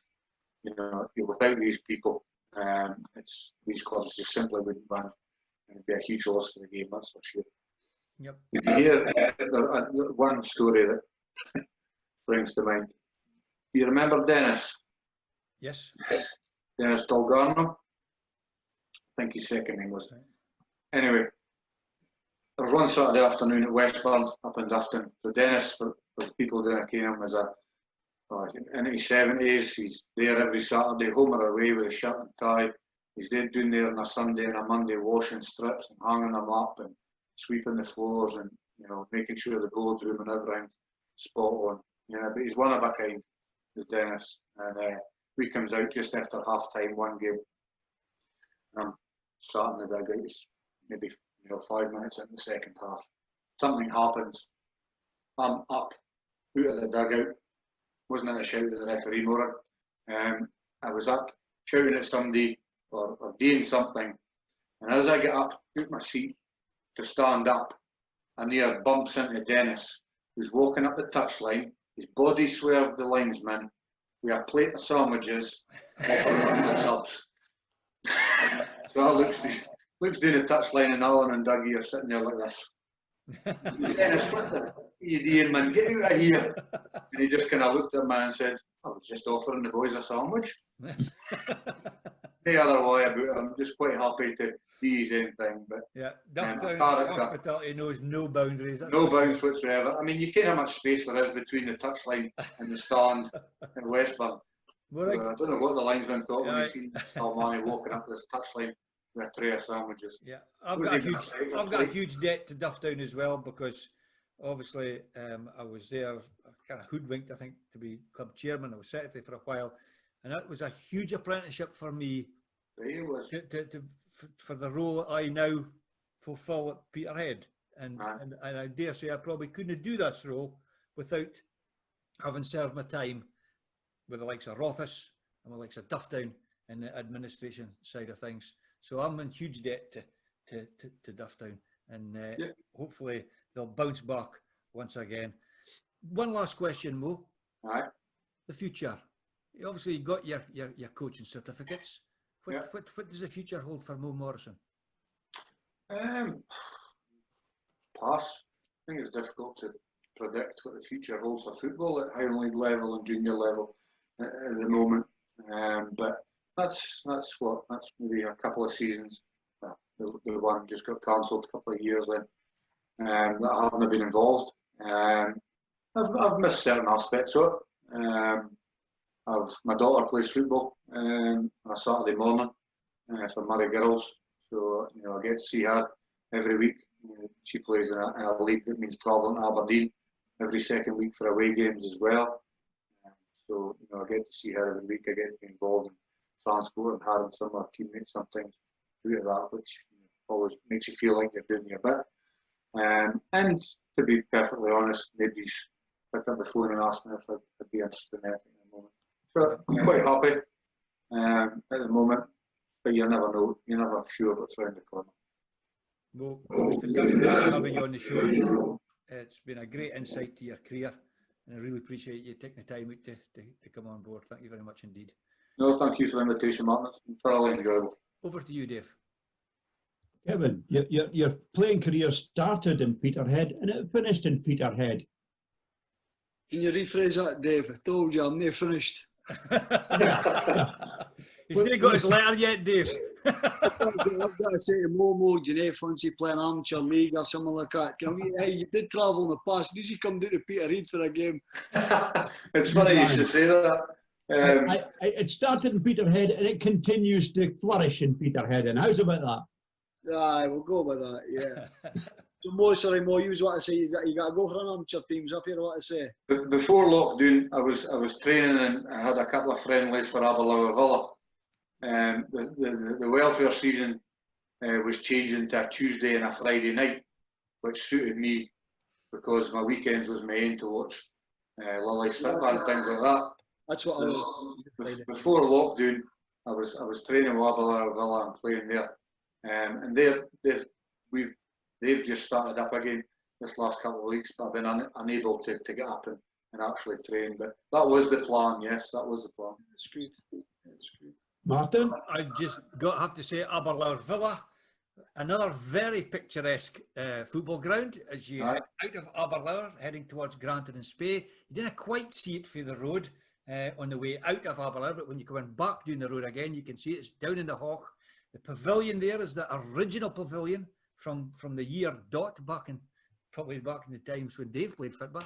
But Aberlour Villa have produced the likes of, first of all, in my time, I remember Davy Watt, who went on to play for Inverness Thistle, but also Neil Fyvie, Gordon Robertson, obviously from Peterhead days, Kevin, and an international goalkeeper in Nicky Walker. Yeah. So you'd be following quite a pedigree of players, Mo, if you turn it for Aberlour Villa. And the last time I saw Aberlour Villa, strangely enough, was in a cup final at Balmoor Stadium about 3 years ago when they won on the day. And I have to say, the Balmoor Stadium bar had record-taking because the game finished about 3 o'clock and they were still there about 8 o'clock at night. It was a fantastic day. So I would encourage you, sign for the Villa. Oh, well, we'll see. One of my favourite grounds is Villa Park there. It's a nightmare when the summer's night and the midges are out though, Mo, and not far from the banks of Spain. Of course, I don't think they've got electricity in the changing rooms as yet. They didn't have in my day for sure. Oh, in the changing rooms, aye, yes. No, but they normally had a bucket of creosote in the corner and your clay stuck in creosote. Surely they didn't put creosote in the lines anymore. No, they've moved on to white paint. So, Kevin, your career is still flourishing, playing for Buckenhaven Amateur Football Club. Yeah, I was always taught you're stopped a long time. I've been, as I said, apart from breaking my leg when I was 16, I've been injury free for a long time. Don't get me wrong, the legs are sore the next day, but I finally thought I'm an amateur player and that's my level because I'm old. Unfortunately not. You can still pass the bar 5 yards when there's guys cannot pass the bar 5 yards. So when could you pass the bar 5 yards? Hey, Charlie Duncan would tell you that as well. So no, yeah, I'm still enjoying it. Yeah, I've taken a bit of a management role because our other manager kind of left. So management doesn't really interest me, I'll be honest with you, just to help the team out. I'm still playing. Probably the day I stop playing is a day I'll pack in as a manager. Because as I said, my main thing is my kids. I've had my day, so to speak, and I get as much pleasure watching them than I did playing myself, to be perfectly honest with you. Your two sons, Aaron and Liam, both very talented players, Kevin. What's your opinion of both of them? Because they're really clever players. It's a hard one, Ken. I didn't care how good I was myself. Exactly, Ken. You think I was at Ken, and so tell somebody actually tell you. Greg Carroll, he never actually told me, but Mark Cowie played for the Vale for a spell, and we were at Brock playing the Vale, doing very well. And Mark told me this story after. He says at half time he took us in and he started, "Would you sort that fucking boy out?" Swearing like mad, and Abdi's going, Matt's going, Michael Steve and Ian Murray. He's that fucking Kevin Norris. His legs are on back to front and he's dominating the game. There you go. That's a compliment that Ken. A backhanded compliment, but it's a compliment nevertheless. In a strange sort of way. But no, I've been very proud of my boys. Obviously, had boys first as kids, and because you want to show them the football way or whatever. But both my sons had maybe one season as Peterhead, and I did the coaching early doors then on a Sunday or whatever, and then both of them, one after another, went to Aberdeen. One, the middle one, who's currently with Turf, just signed with Chris just this season. He didn't want it enough. It was with Aberdeen, it was 5 days a week. He would rather be playing chapdoor run or lighting fireys with his pals, but the older one had the want, the dedication. So the younger one got released after a couple of years, and he started lighting fires and doing chapdoor run and melting windows as you do. So and he actually went into boxing. Don't ask me where this came from. He went into boxing for a year and became the Scottish champion, and then packed it in. So then went on to something else. So he doesn't stick at anything. So yeah, he moved up, went to like Dice, Albion and things like that, and ended up with a very good Fraserburgh link-up team who won the league, and that wasn't held though again for a country team to win a juvenile league against Albion, Dices, etc. So then he went from there, obviously, to Fraserburgh. Had a great youth career with Fraserburgh in the development league and that, and probably was there a long time, and just till this season. Unfortunately, he was in the right place at the wrong times there, a way I would put it. He's 20-year-old, the Brock's really, really strong. He's a centre midfield player. So he wasn't really going to get a chance. So it was a bit like Mark Cowie. Mark Cowie, when he was at Fraserburgh, same position, he was probably in the same right place at the wrong time. I was an experienced player, a couple of midfielders. He couldn't get into the team at that time, so he went to Devon Vale and made a career and ended up coming back to Fraserburgh. So you never know. One day, Ken, as I said, I'm delighted that he's signed with Turf. Chris, a great head and shoulders. Some people have different opinions on him, but I think he's football at the core. And at Turf, my son will definitely get a run out and definitely a chance at Turf because of the kind of current situation they're going with youth. So hopefully he'll get a lot more experience in the Highland League and can kick on that side of things. Because yeah, so 20-year-old, I didn't think I started playing regular till I was about 21 weekend. I had probably the record of substitutions at Brock for a long time. I was called the judge because I was always on the bench every week. So, but yeah, my elder one, probably you shouldn't have favoritised your kids, but he's been the stronger one. He went from Aberdeen for 8, seen out his obviously pro youth career, had a 3-year full-time contract with Aberdeen. And he took an injury. He basically got an injury that nobody knew what was wrong with him. Aberdeen was saying it just rest and physio. So that ended up he wasn't getting better. So Aberdeen released him. We were delighted at the time, sounds silly, but because he was Aberdeen weren't giving youngsters a chance, so I thought they'll go somewhere else and get a chance. So he went up to the Ross County. The guy, it's a current manager, Stuart Kettlewell. Well, yeah, loved him, absolutely loved my son. Breezed the trial. Son was a bit apprehensive of going up there, staying in with families, etc. But he was told he was getting his own flat with a guy he played with in Scotland. It was released from Rangers. So he basically went away. He said, yeah, I want to sign. So he went up and signed. On that day, trained, and he pulled up with his injury. He started stretching his groins, and the physio's going, no, that's not just a groin strain, there's something more serious there. So basically, the ink was in the drawing. He says, we can't assign you.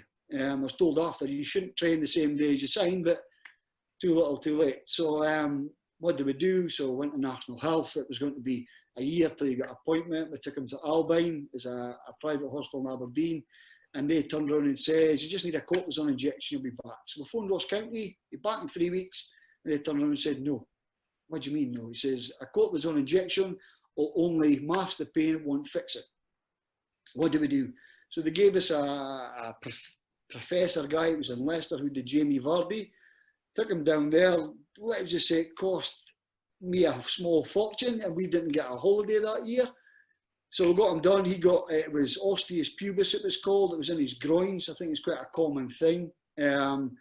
So he got that done. 4 weeks later, he was back, ready to go. Spoke to Kettlewell, and he said, yeah, we'll get him up. We can't promise him a contract, but we'll get him fit. We'll help you out, and we'll see what happens. Great. The Monday before he was going to go up, on the Sunday night, he phoned. It was Owen Coyle that had just taken over, and he says, we have no interest in signing anybody just now. So that obviously it went pear-shaped. So he was training with Peterhead, he was training with Brock, training with Formartine, because it was Chris Hunter, obviously Kinty Brock, and locally obviously Peterhead. So he actually went and trialled to Dundee. Dundee offered him a contract. And my son said, no. He said, Dad, I don't want to do this anymore. So for the first time in his life, he decided he didn't want to go the pro route. During that kind of close season, I was going, there's no money in Scottish football, son, because things weren't happening for him.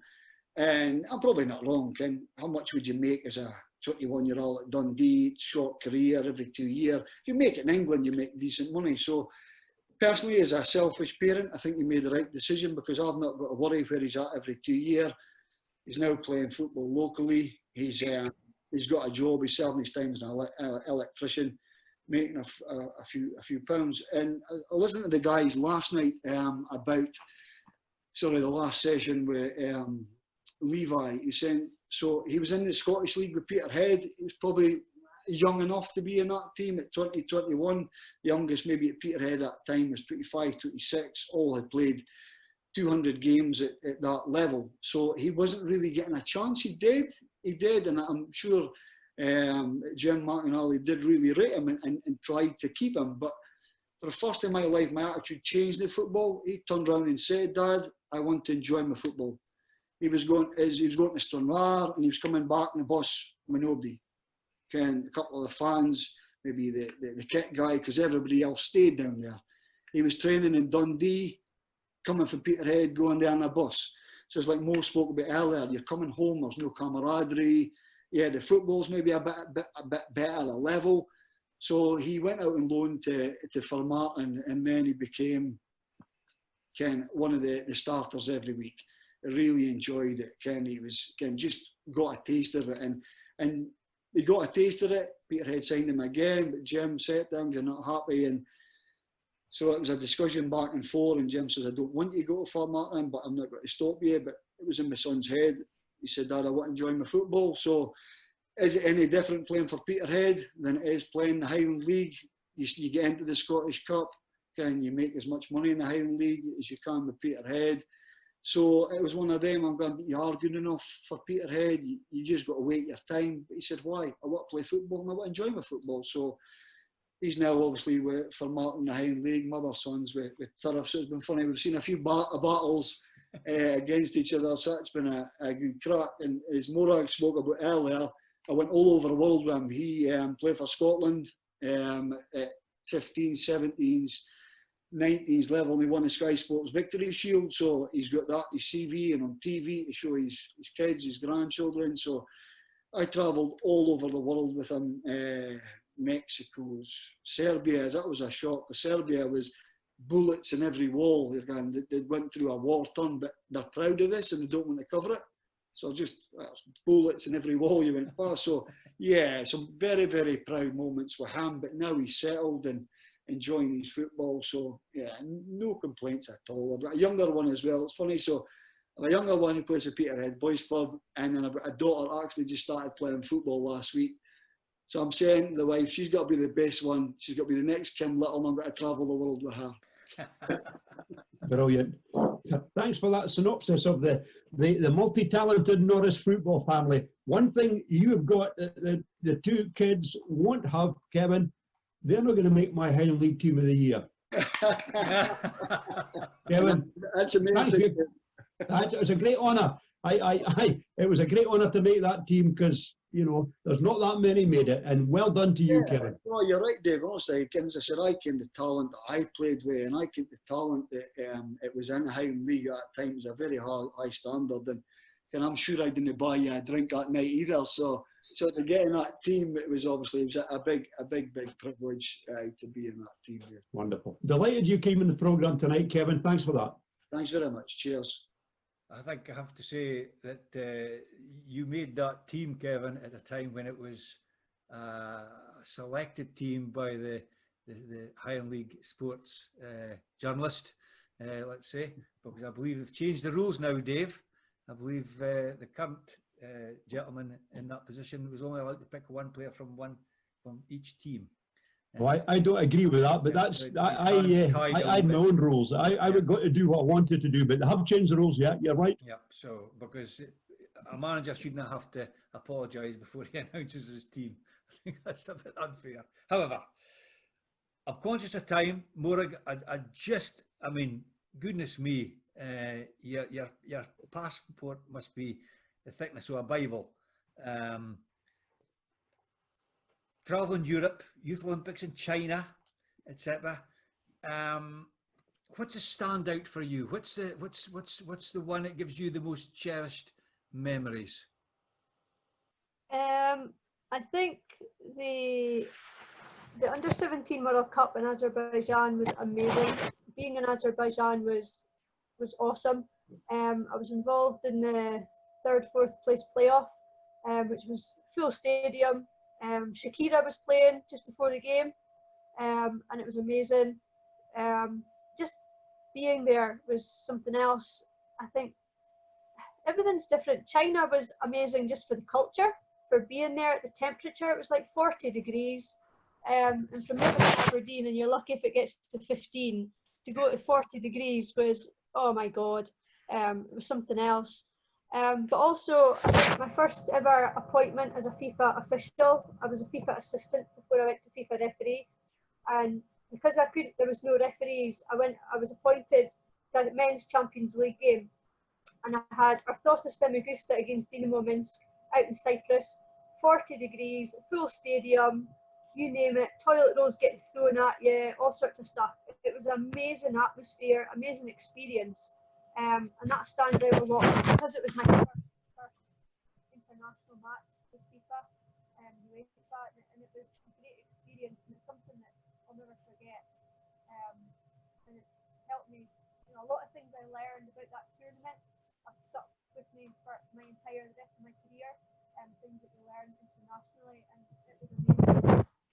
So yeah, there's too many to remember one specific thing. There's lots of things happen. Like I was in the University Olympics in Serbia, and I had China against Brazil against China, and it was a big game, and China needed to win, and they wasted time. They were up 1-0, and they wasted time constantly.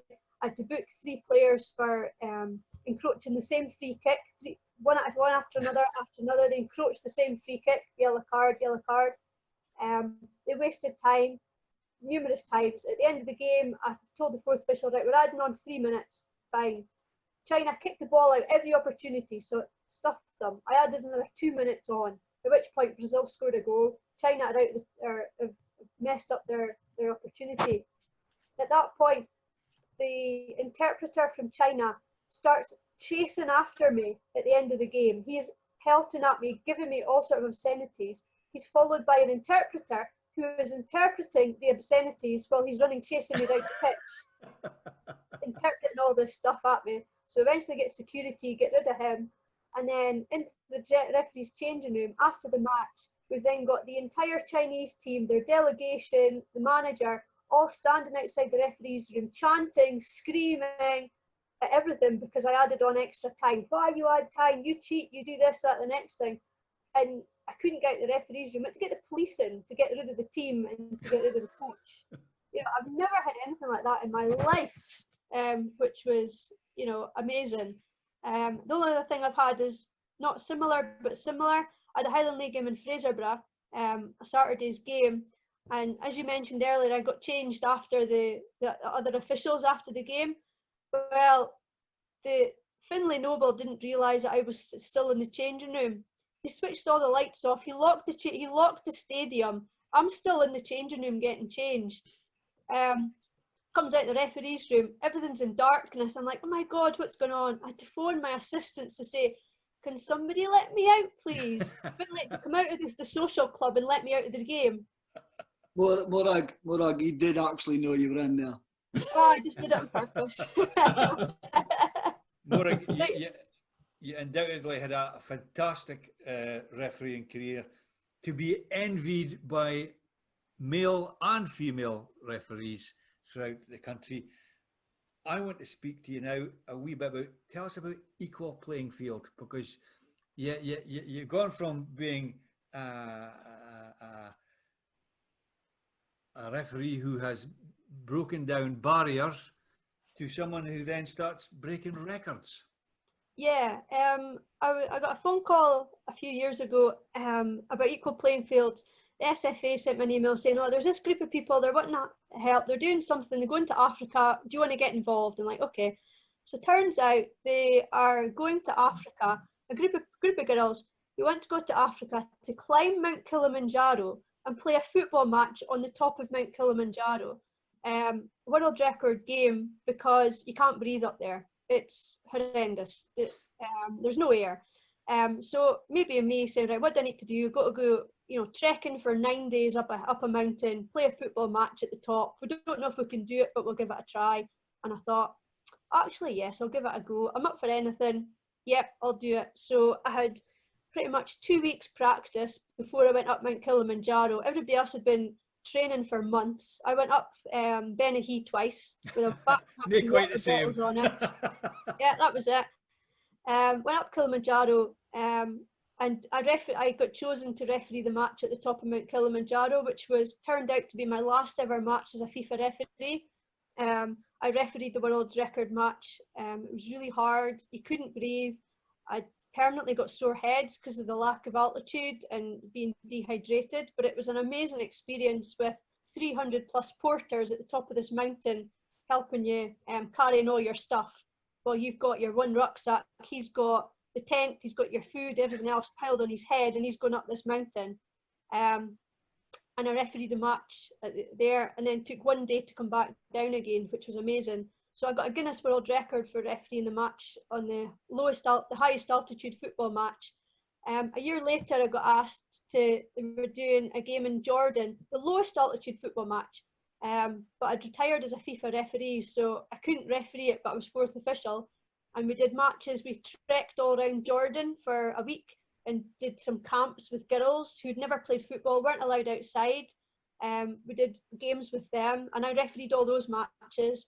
But when it came to the actual world record match, I couldn't referee because I wasn't a FIFA referee. And if I refereed the match, it wouldn't have counted as a proper FIFA match. So I did that. And then last summer, I went to France with them, and we broke two world records. We tried for a 11-a-side match with the most amount of people, but we couldn't get enough people because you need a lot of people, and we just couldn't get. So about a week before the game, they decided they were playing five-a-side game. So we went out to France and organised a referee course for all the international referees that were arranged, about 30 referees. Did a course for them with FIFA and broke a world record for the most amount of people on a five-a-side football pitch. And I refereed the very first part of the game, and I refereed the very last part of the game. So I did the opening and the closing of the game, and then I was involved in the organisation of it. So I've got a Guinness World Record for refereeing in that game. I also played in that game. I played about an hour and a half of the match, which was really amazing. And at the same time of doing that, we then had an 11-a-side match, and we broke a world record for a match, 11-a-side match with the most amount of nationalities. We had 55 different nationalities. I think it was made up mostly of the referee team from all the different countries. And I played in goals for that game. So I've got 4 Guinness World Records for the highest altitude, the lowest altitude, the most amount of people in an 11-a-side game, and the most amount of nationalities in an 11-a-side game, and the most amount of players in a 5-a-side game, which has been just an amazing experience, all from going up and climbing a mountain. So I'm looking forward to seeing what their next plan of attack is going to be, and end up on an iceberg or a safari desert or somewhere else. So we'll see. Morag, you've certainly experienced the highs and the lows of football, and like our other 2 guests, you've played somewhere where there's been absolutely no atmosphere. What's your next challenge? This bicycle 300-mile cycle challenge. Tell us a wee bit about that, and how can people get involved by supporting you?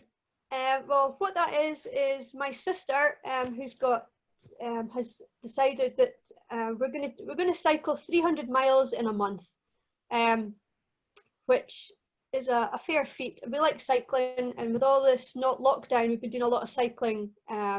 So we're doing for cancer research. My auntie was diagnosed with cancer earlier on this year, and discovered that she had a serious cancer, and 3 weeks later she died in the summertime. So it's kind of hit home a little bit. And my mum fosters dogs, and about 3 weeks ago, my foster dog got diagnosed with cancer as well. So we think she's got a matter of weeks to live. So we've decided that we're going to cycle 300 miles in a month for today's awareness for Cancer UK, to try and eradicate this horrendous disease. So I was on my bike at lunchtime today doing my 13.58 miles today, and we're going to do 300 miles in a month. So it's a good 10 miles at least a day if I don't want to rest. So it's a hard chaff because my legs are tired and I'm only a few days in. So please donate if you can. I've got a Just Giving page with cancer research. I'm sure Martin will put a post on how to get there. They're looking at the screen now, they will see the link to go on. So any donations would be gratefully received. I'm sure everybody's been touched by someone or something with cancer. It's a horrendous disease.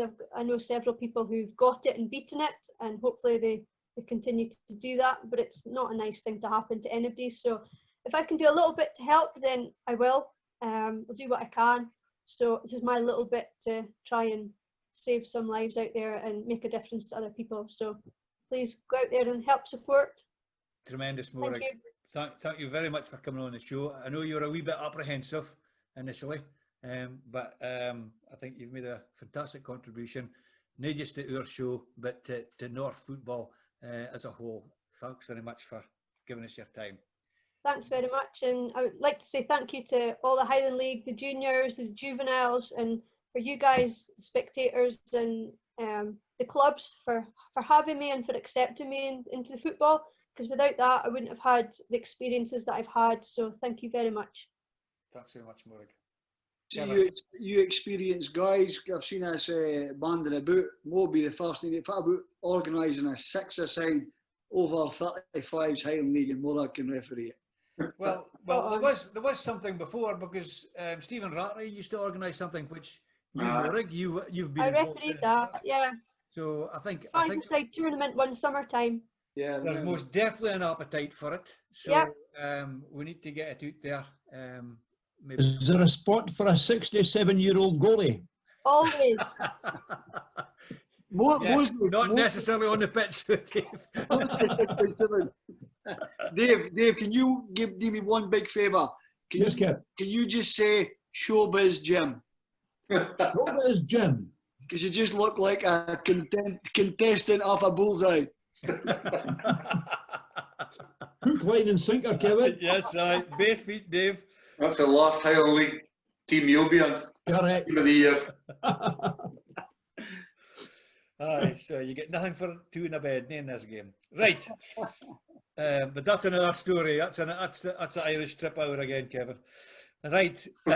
We do digress. Dave, as we do already know, you do have a head scratcher for this week.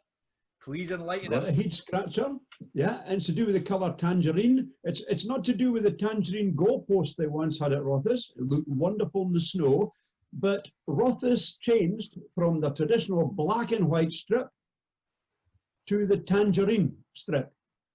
What I want to know is, which year did Rothes start wearing their tangerine strip? And I'll give you a clue. It's the same year that Devon Vale changed from wearing an amber and black strip to the red top, white shorts and black socks they now wear. Same year, Vale changed to their new strip, as did Rothes to the tangerine strips. Rothes became the Tangerine Terrors. In which year? And how do we get, how do fans get the opportunity to answer the question? Well, going along the bottom of the screen as we speak, you'll see our little logo. It says @UpTheDooney, and if they go on Twitter and put @UpTheDooney, give us their answers, we will harvest them. I'm sure there'll be loads and loads of right answers this week, Martin. Well, it's a bit more of a lottery because you can just pick a year, really. We've established it's no 1958-59 anyway. Guys, it's been a fantastic show once again. Can I pay tribute to our guests, Morrison, Kevin Norris and Morag Pirie. Thank you so much for giving up your time on a Sunday night.